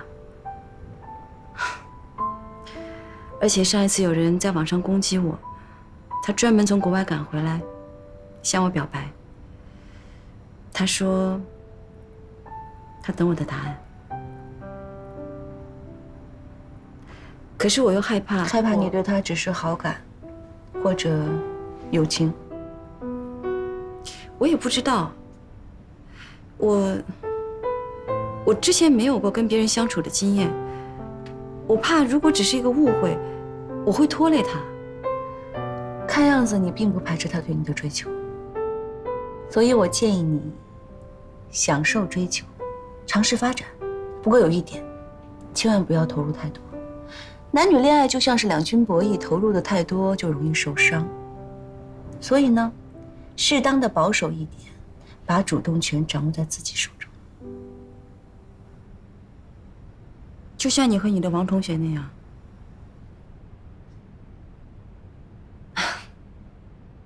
安迪，我把你当朋友，所以就会站在你的角度去考虑这些问题，也会尽量的偏向你一些。你不会觉得我太自私了吧？没有，每个人都有每个人的生活方式，这个我不会去评价。当然，我觉得你是个聪明人，聪明人不会随波逐流，只考虑自己，也是还要负责任的吧？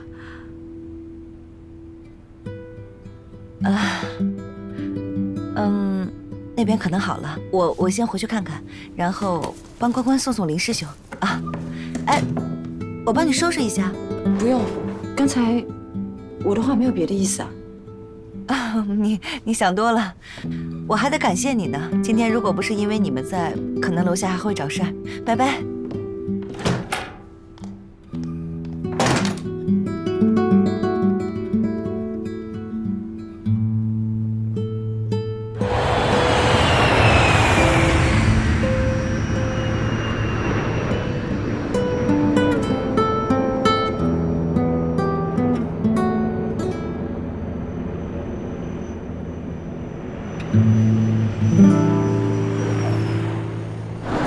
兰兰、孔孔两口子叫着晚上去酒吧，走不走啊？不去。你这刚带你谈完生意就过河拆桥，太不像话了，你这。哎，你帮忙提篮子，我也没有少你那一份啊。再说了，这才刚搭上线呢，我接下来要接待、要审核一堆事儿呢，我哪时间去酒吧呀？你想要邀功请赏，那还得等我拿起项目再说吧。不错，曲筱绡。本来以为你说回国做生意是闹着玩的，看来也有模有样的啊。那是。真不去啊？真不去，出事太磨人了，推心似箭。回家啦！哎，你这就把我扔了？你不管了？本姑娘有要务在身，没空陪你磨叽。拜。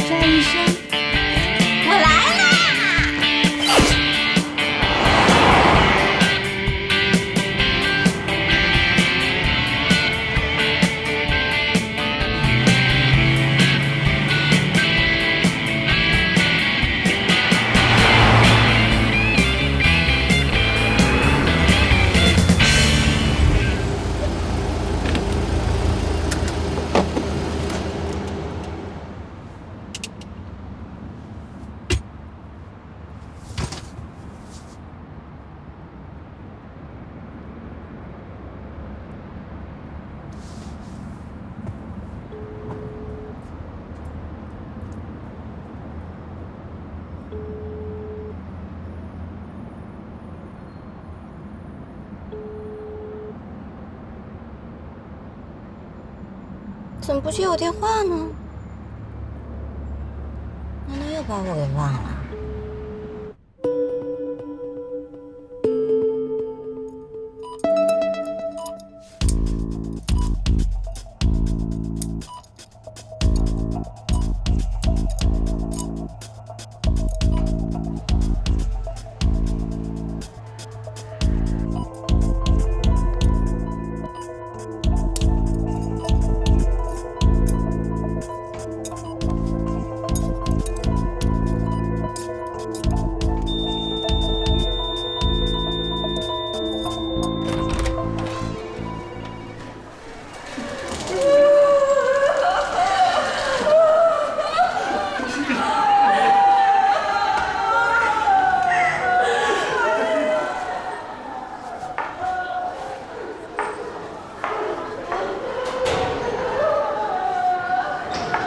是吧？手术失败了？不会被人刁难吧？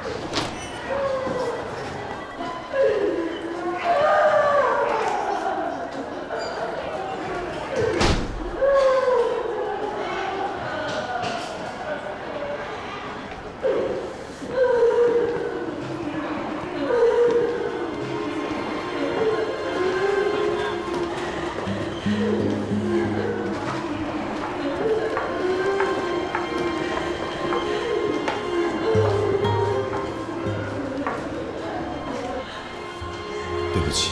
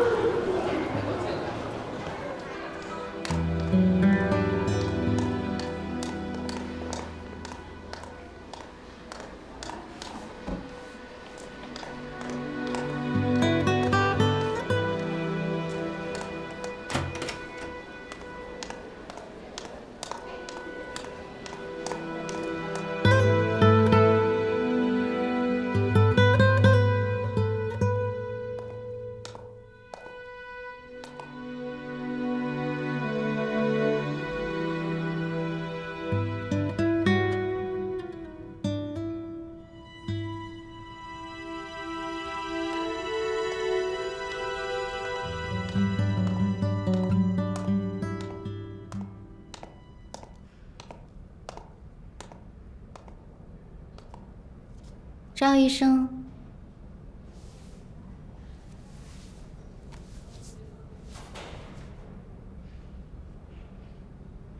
我是小曲呀。小曲？哪个小曲？之前脚崴伤的那个，我还给你打过电话呢。哦，看来你的脚没什么问题了。我不知道有没有问题，只是觉得累的时候会胀痛。前阵子啊，一直想来医院复查，可是因为工作太忙没有时间，幸好有赵医生的短信支持，才坚持下来的。我今天好多了，脚也不痛了，但是我觉得我还是应该来亲自谢谢你，否则前阵子真的是绝望了呢。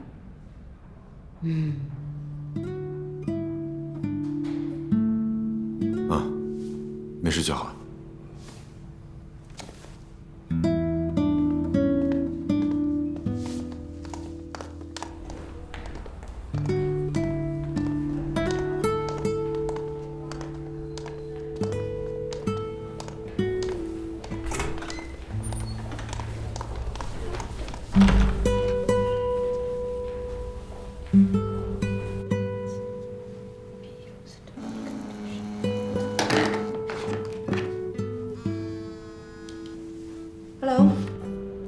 我完蛋了。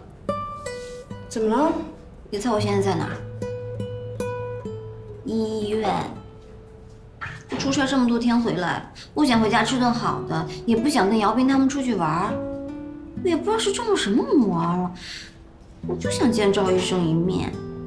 见到了？见到了，他在做手术呢。我足足等了他3个小时才把人等出来，我居然一点脾气都没有。还有，他看上去巨可怜、巨憔悴，就像受了什么打击似的，还有点迟钝。我居然没有鄙视他，也没有嫌弃他，还一心想扑上去。安迪啊，完了，我真的是完了！我活了这么多年，我都快不认识我自己了。真的，他从手术室走出来的那一刹那，我的心软得一塌糊涂，连句俏皮话都说不出来。他可能是手术不太成功，心里有点难受吧。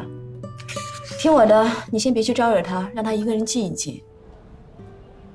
我看不下去了，什么静一静的都是骗人的，难受就是难受啊。这个时候啊，就应该以毒攻毒。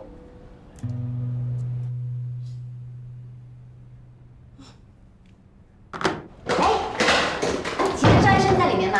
走了。啊？走了？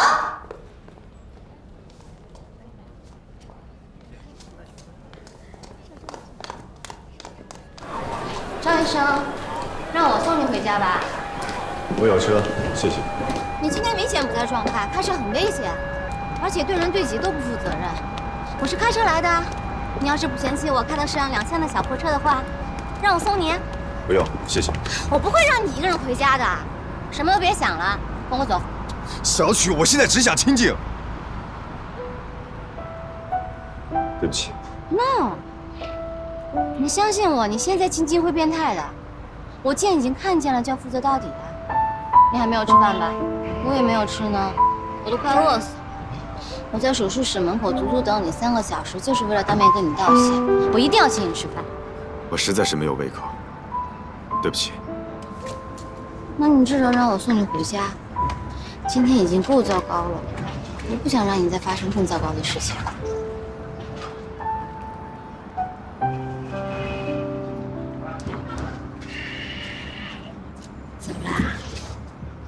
走啦，走啦！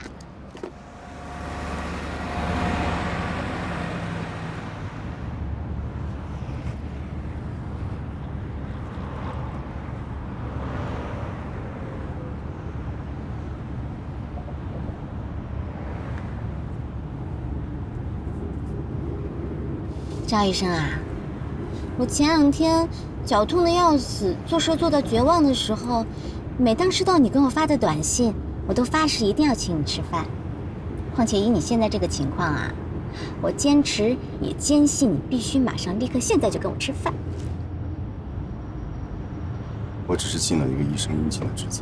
你是不是想说你只是尽了一个医生应尽的职责？如果每个病人都请你吃饭的话，你就是有牛的4个胃，吃不过来呀。可是赵医生，你跟牛有大大的不同哦。牛的胃是有限的，可是你却能拿手术刀给自己的胃架无数个外挂。你是个神奇的医生呢。我才刚手术失败，神奇2个字，哪里谈得上？怎么，才一个手术下来就不神奇了？你们医生不应该都是看惯了生老病死吗？虽说发生了刚才的事情，不也应该都是你们常见的吗？这个病人是我做值班医生接诊的第一个病人，有感情了。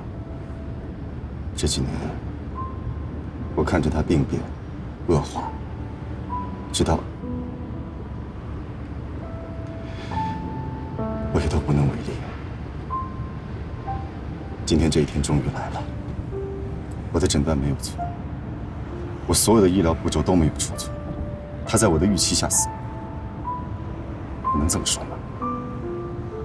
不能。但是你不是机器人啊。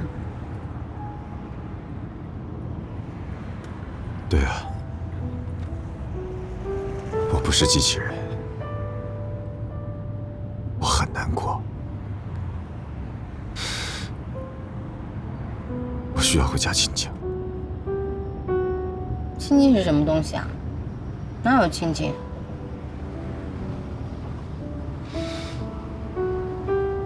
我陪你喝酒，酒是活血化瘀的吧？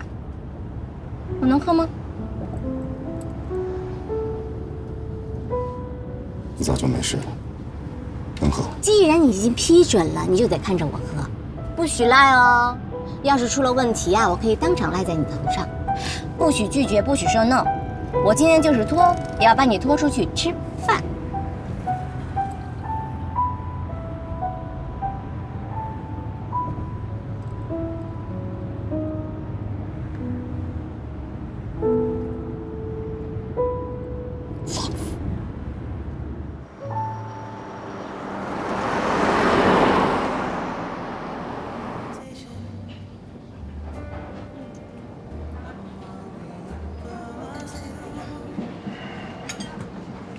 赵医生，亏你还是个医生，吃饭的时候要说话，不说话会把对方憋死的，知不知道啊？怎么会？吃饭说话不利于消化。可是吃饭的时候不说话不利于心情啊。比起消化食物，我觉得帮你恢复心情更重要。来，感情深一口闷，感情浅一大口。不对吧？感情浅不是舔一舔吗？那都老黄历了，现在感情浅都要1大口，我们俩的感情不算浅了吧？至少2大口。来，拿着啊，不许赖皮哦。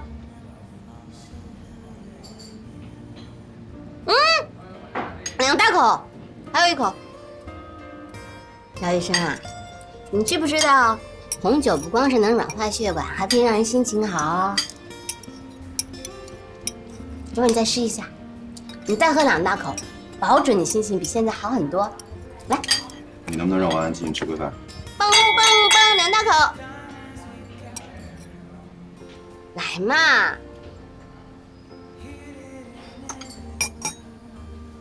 干杯！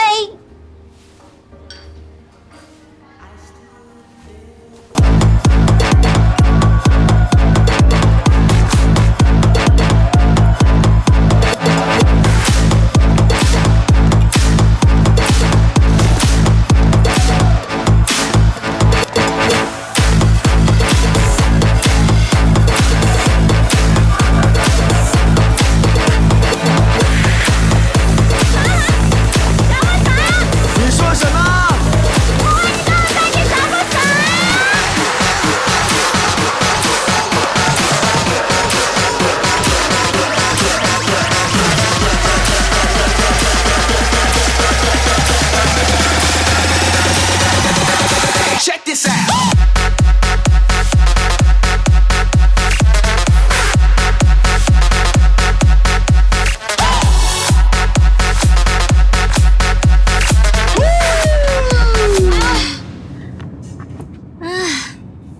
小曲，你真的不是上天派来拯救你的妖精？赵医生，你变脸变得也太快了吧？你吃饭的时候还说我是精灵呢，这会儿就变成妖精了。对，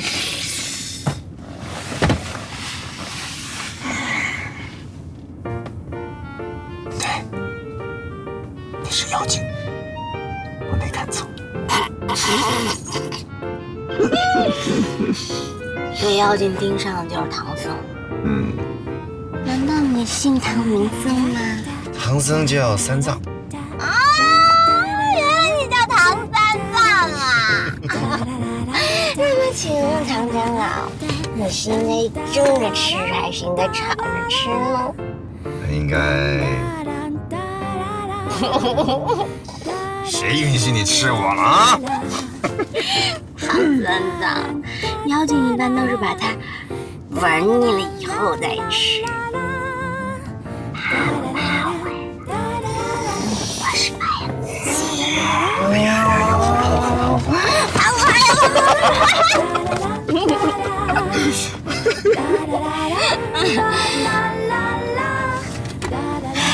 好了，不闹了。我说实话，真挺感谢你的。真的要谢吗？什么时候请我吃饭？随时。那说好了，就明天。我明天等你电话。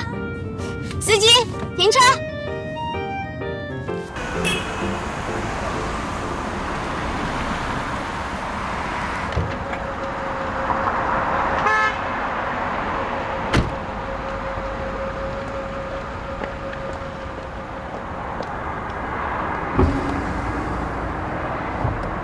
小雪，小雪，你去哪儿啊？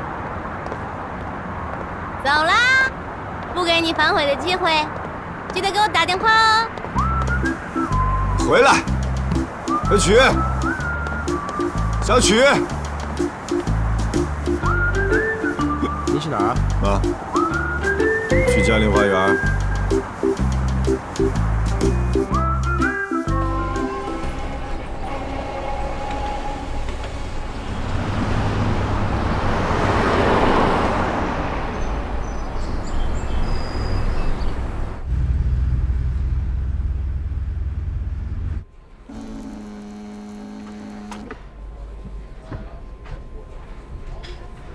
喂，妈妈，我忙着呢，有什么事咱们等会儿再说啊。你别挂电话啊！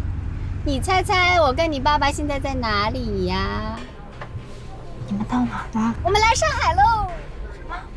这俩来上海干嘛呀？我女儿累的都在洗手间睡着了，我当妈的能不来吗？哎呀妈，我没事，我就是前2天修改策划案累了点，现在都交上去了，客户可满意了。交了就好，我们就放心了啊。乖乖，你一会儿什么时候下班啊？我还不知道呢。那这样好不好啊？我把地址发给你，你一会儿呢就到这个地址来。我跟你爸爸都想你了，你赶紧过来好不好啊？好的，我知道了啊。好，路上注意安全啊。行了，妈妈，我不跟你说了，我还上班呢。拜拜，一会儿见。没经过人家同意，真合适吗？你这样没经过谁同意，那是我闺女，我说了算。好。你要请假？我爸妈来上海看我了，说想请我吃个饭。我就是想问问，这工作能不能带回家做？因为我还有2页没翻译完，但我今天晚上一定能完成。你这么害怕干嘛呀？我能吃了你啊？不是经理，我没有那个意思。行了，去吃饭吧。这2天也辛苦了，好好休息一下。明天上班再继续工作，中午之前给我就行了。好的，谢谢经理。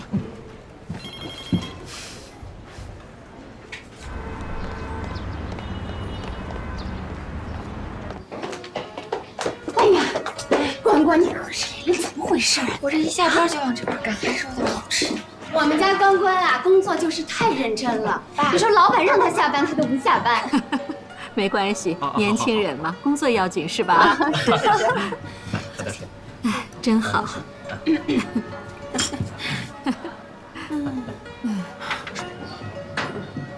酒店安排在本公司的协议酒店，一切都是最高规格的。你母亲说费用由她来负责。下面的代工厂和门店也都联系好了，等工程方的考察队伍一到，马上就能下去考察。还好我妈疼我。得，是亲生的，能不能过第一轮啊？这2天就会有消息了。到时候 GI 项目要推进，这个考察也要兼顾，只会更辛苦。也跟大伙儿说一声，只要拿下这个项目，我给大家发奖金，每个人奖励半个月工资。好，我这就跟大家说。好。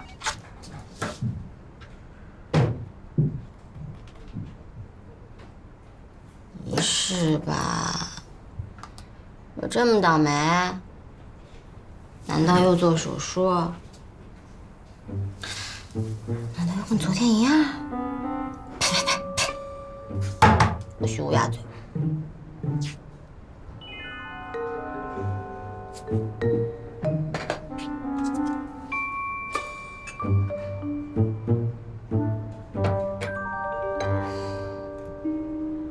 打给我，现在就打，快一点！现在就打，马上打，必须打，立刻打，快点打！你去！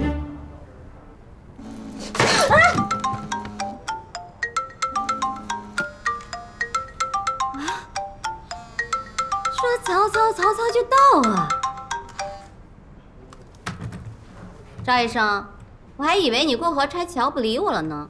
不好意思，今天加班。你吃了吗？那当然没有啊。那太好了，你订地方，我现在过来。说好了啊，今天我买单，你不许跟我抢。好啊，我现在就把地址发给你，一会儿见。OK。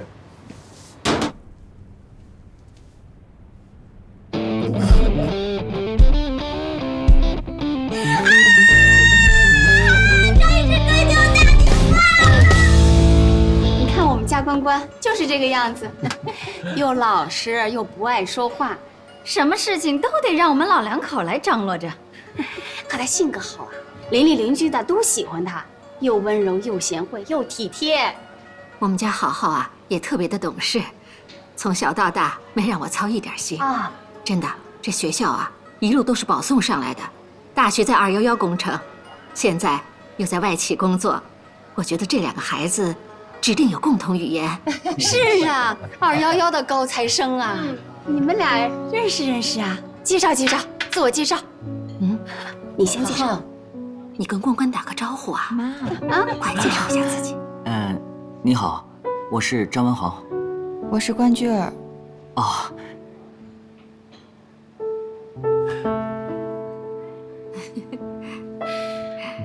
真好。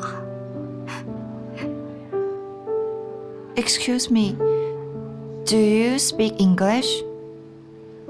Sorry, I know it's implying to say so, but I'm not a fan of blind dates. Me too. Guess what? I was to tell the child about this whole thing. When they told me about the dinner, I thought it's just me and my parents. 你看看啊！他们俩太有缘分了，这一见面就用英语说起悄悄话来了。是啊。So, you don't want a girlfriend? Neither do I. We have to do something to stop this situation. You are right, but how? 这孩子真好。I think we can talk with our parents back to home that we don't want a relationship now. They will understand us and not push us to be together. Okay, let's do it. OK， 好，饿了吧？昨天真要感谢你，虽然累得要命，但至少心里舒服了很多，轻松了很多，也不再那么主动啊。说吧，怎么感谢我呀？请你吃饭还不算吗？不算，你这是还我昨天的饭债。不构成。那行，你说吧，你想要什么？我想要听故事。听故事？请问赵医生，采访你一下，你在成为著名的赵医生之前，有没有什么糗事可供大家娱乐的呀？说嘛说嘛。糗事是吧？我想想啊，还真有一件糗事。什么？我呢，在当实习医生期间啊，碰到了一个特别难搞的病人。他呢，仗着家里有权有势，就死活赖在医院不肯走，不但浪费国家资源，还各种斥骂我们这些实习医生。这种烂人啊，那怎么办呢？他呢，特别爱装虚弱，明明什么问题都没有，他就非要花钱在医院里躺着。哎呦，搞得比林妹妹还林妹妹。后来我们几个人一合计，心想，嘿，那我们就将计就计。你不是爱装虚弱吗？行，我们就不停地给他打点滴，他就不停地往厕所里跑，最后整个人都虚脱了。后来再也没有劲儿跟我们闹了。你居然能干出这种事儿啊！怎么了？医生也是人呀。就是他们欺负我们，必须我们报复回去啊，没有这道理。没错，我同意。别人打我的左脸，我把右脸拿上去，那是傻子才干的事儿。那后来呢？这个病人有没有发现他被捉弄了呀？他没有发现，不过我们被他的主治医生发现了，集体赔礼道歉。啊？就这样？对啊，那不然呢？你们这是惩恶扬善，应该表扬才对啊。要是我就给那人送一份牌匾去。上联是没病装病，下联自作自受，横批速速滚出。你们俩都在一个城市里，又都是在外企工作，以后常打电话联系啊。常联系啊。是啊，要多打电话，多交朋友，多个朋友多条路，听见了没有？开阔视野呢。那好，一路平安。那我们就先走啦。那我们就先走了。你们一路平安。好的，再见。你们走好啊。再见啊。哎，一路平安啊。再见。再见啊。再见。到了家咱们电话联系。好嘞，好嘞。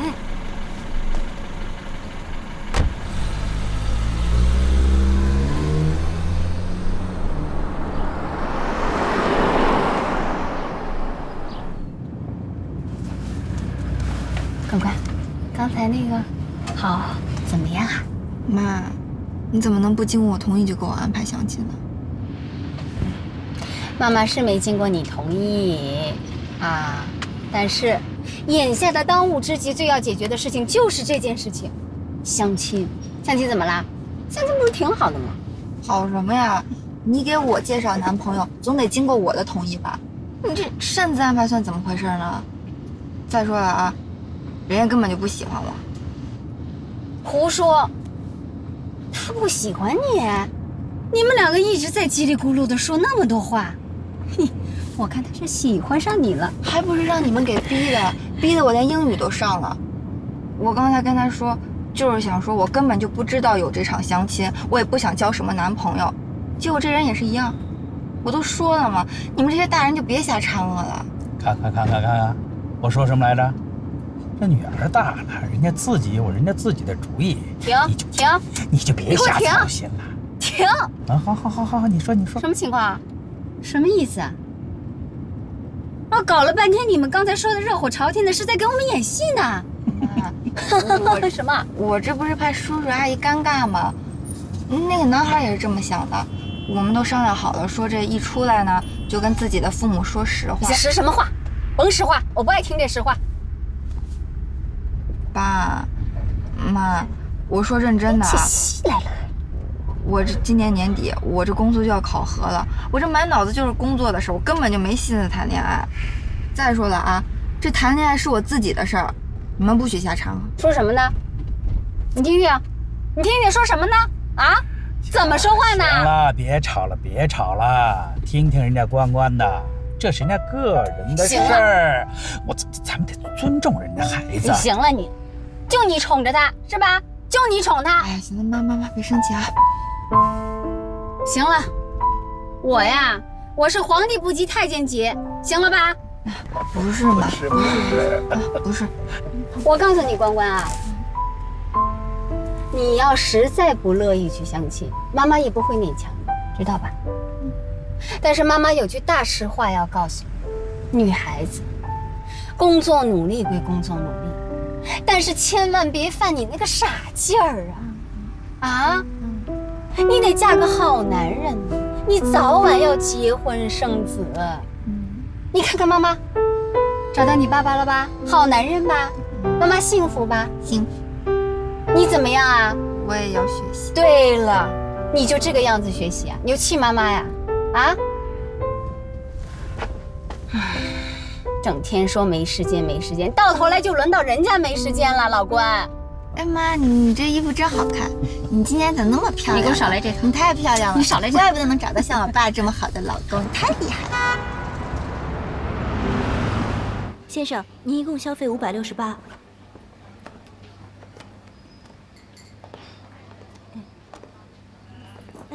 干嘛呀你？不是说好了我请？第一，这个店是我挑的；第二呢，菜是我点的；最重要的是，我有这儿的饭卡，不蹭白不蹭。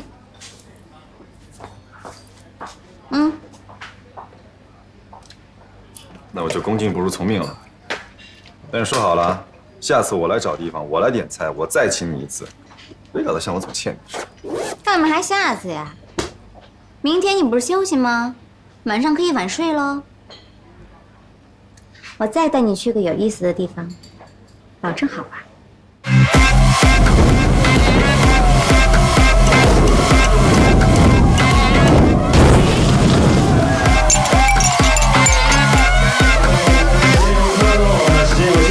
尽快转队过来。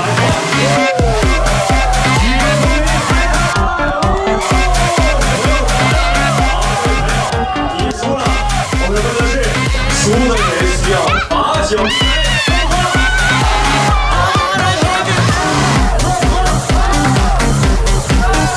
友，输了比赛，他在我们前展示和见证了什么叫做海量。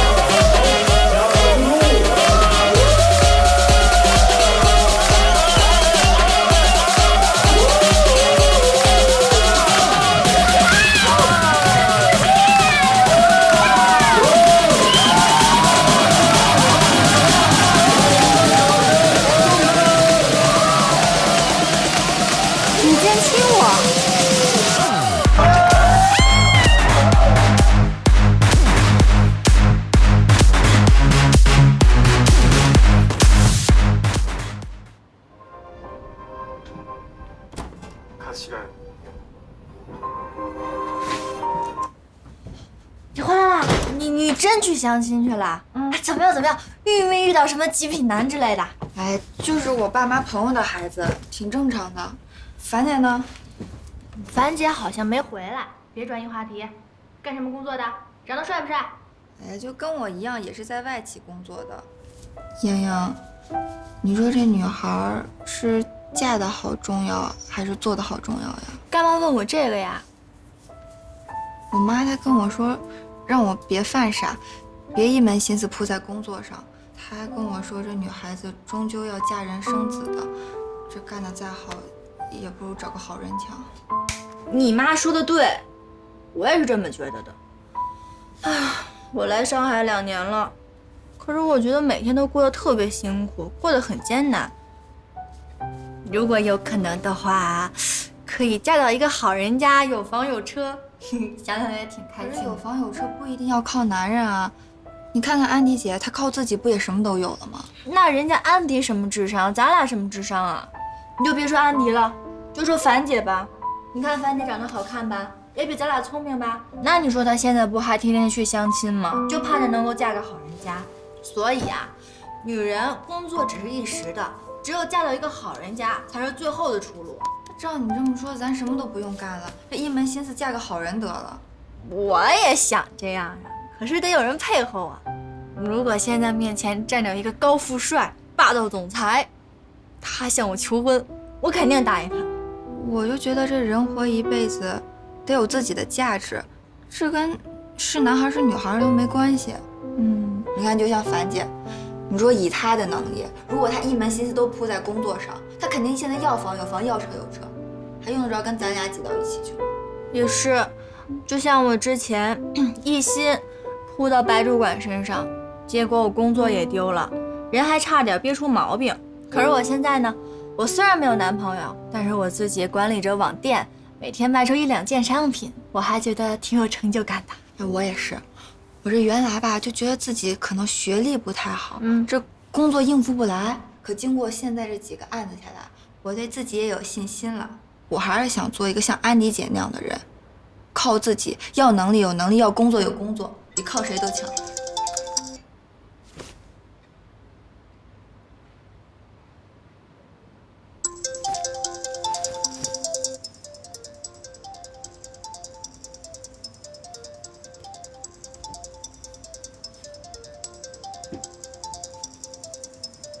樊姐，樊姐，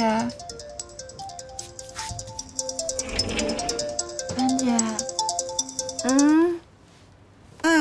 哎呦，敷面膜敷睡着了。幸亏你们叫醒我，谢谢啊，不然我这面膜就干脸上了。樊姐，对不起啊，我们不知道你在家。樊姐，我们不是要故意说你的，你别生气啊。说我？说我什么？说我坏话？傻瓜！姐姐年纪大了，得赶紧洗洗睡喽。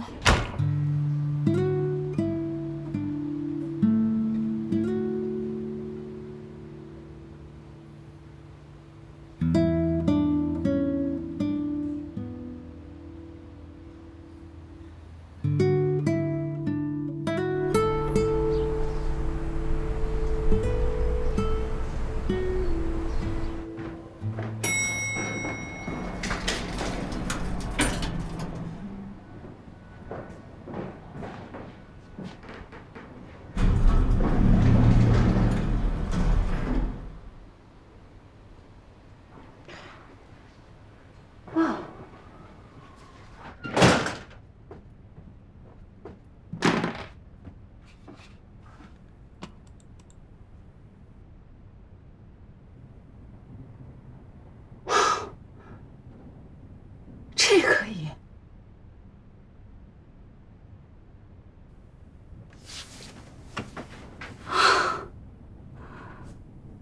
这有什么不可以呢？饮食男女，人之大欲，当然可以。安迪，乖乖，把门打开。得手了，那么高兴？知道？你怎么知道的？跑步回来遇上本尊了。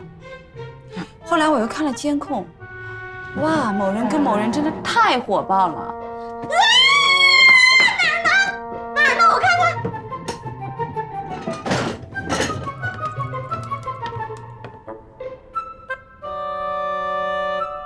啊！我们俩动作这么激烈呢？啊！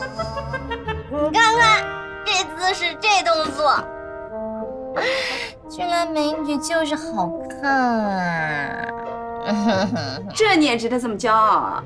那当然了，这说明我有魅力，跟我们家赵医生是天生的一对。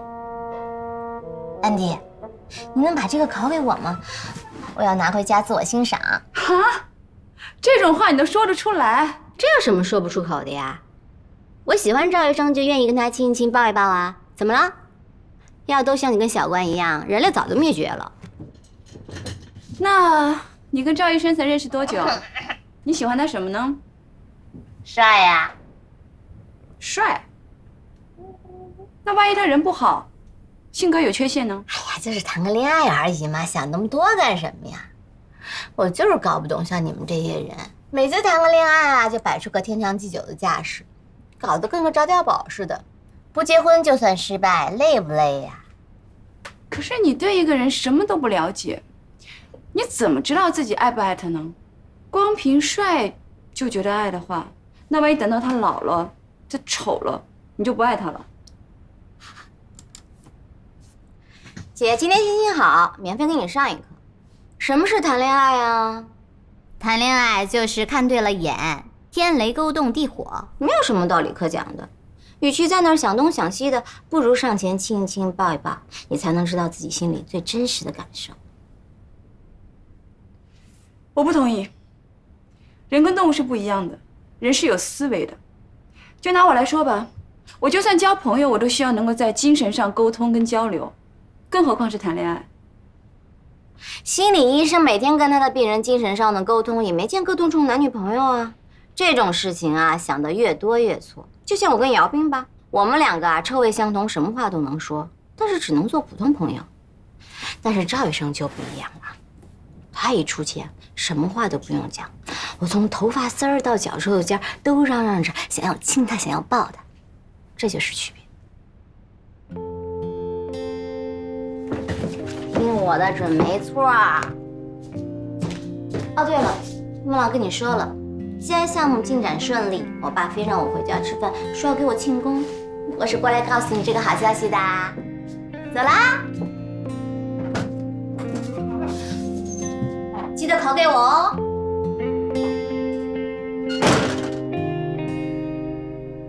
曲筱绡就是曲筱绡，总能把歪理讲得头头是道，理所当然，行动起来更是快如闪电。短短10几天功夫，就能从互不相识到勾搭成奸，这是怎样的狐媚功夫，又是怎样的勾搭实力？安迪不由得困扰不已。难道恋爱真的如他所说，是荷尔蒙与荷尔蒙的纯粹吸引，还是思维驱动下脑电波的共振与交流？如果亲亲抱抱才叫爱情，那安迪对起点的感觉又该如何解释呢？排骨来了！哎呀，哎，排骨！哎呀，潇潇，这可是你爸亲手做的，那肯定比外头饭店好吃，多吃点啊！最近太辛苦了。哎呀，我女儿这么能干，当然应该犒劳了。潇潇啊，最近我走到哪儿都有人提起你来，说是从国外回来啊。哎，就是不一样。哎呀，比当年你爸的能力还强。哎呀，照这样下去，用不了多久啊。我和你妈就该退休了。来。不过是运气好才拿到了 JA 的这个项目，至于这么夸张吗？再说了，人家夸2句你们就当真了，丢不丢人呢？怎么？有什么丢人的？啊，你管理公司那么久，业绩远近平平不丢人，你妹妹靠着自己的能力谈成生意，反倒丢人了。你呀，好好跟你妹妹学，自己的公司自己负责，别一开口就向总公司要贴补。负责就负责，JI 这个项目本身就谈的差不多了，他就是占了个现成的便宜，没什么了不起的。是，我没什么了不起的，但总比某些人亏了好几百万还瞒着家里人强。这是我前2天朋友发给我的，他们全家都在银行工作，说我哥想借贷500万，问我他公司是不是出了什么问题，我就托人查了一下啊，原来他挪用公司的钱，跟人玩期权，输得血本无归，又怕董事会看出端倪，只好找银行借贷，把账做平了，先蒙混过关再说。曲潇潇，我跟你有什么大仇啊？你这么在背地里搞我？雪莲姐，到底是怎么回事？你给我说清楚。是，我是亏钱了，我亏钱了。可是你以为你女儿就清清白白的吗？她在跟的这个项目是一个叫姚斌的人介绍给她的，她要不是跟人家有一腿，人家能这么尽心竭力的帮你吗？啊，我还听我杭州的朋友说了，你打着谭宗宁的旗号，在那各种拉拢人脉，天知道你是怎么去勾搭这些人的。你给我闭嘴！潇潇是你妹妹，你这么说她自己就不会不好意思？缺乏诚信，逃避责任，遇到挫折的时候不像个男人，想着该怎么面对、怎么解决，反而只知道拖你妹妹的后腿。我对你也没少费心思吧？怎么养出你这么个东西了？曲莲姐，你给我听好了，明天立刻把2个公司的真实账目给我交上来。之前我给你买的房子和车都把它卖了，补足亏空，还少的部分由我给你再出，以后从你的公司里扣。如果再被我发现你挪用公司的资金，你这个总经理也不要当了。我们曲家丢不起这个人。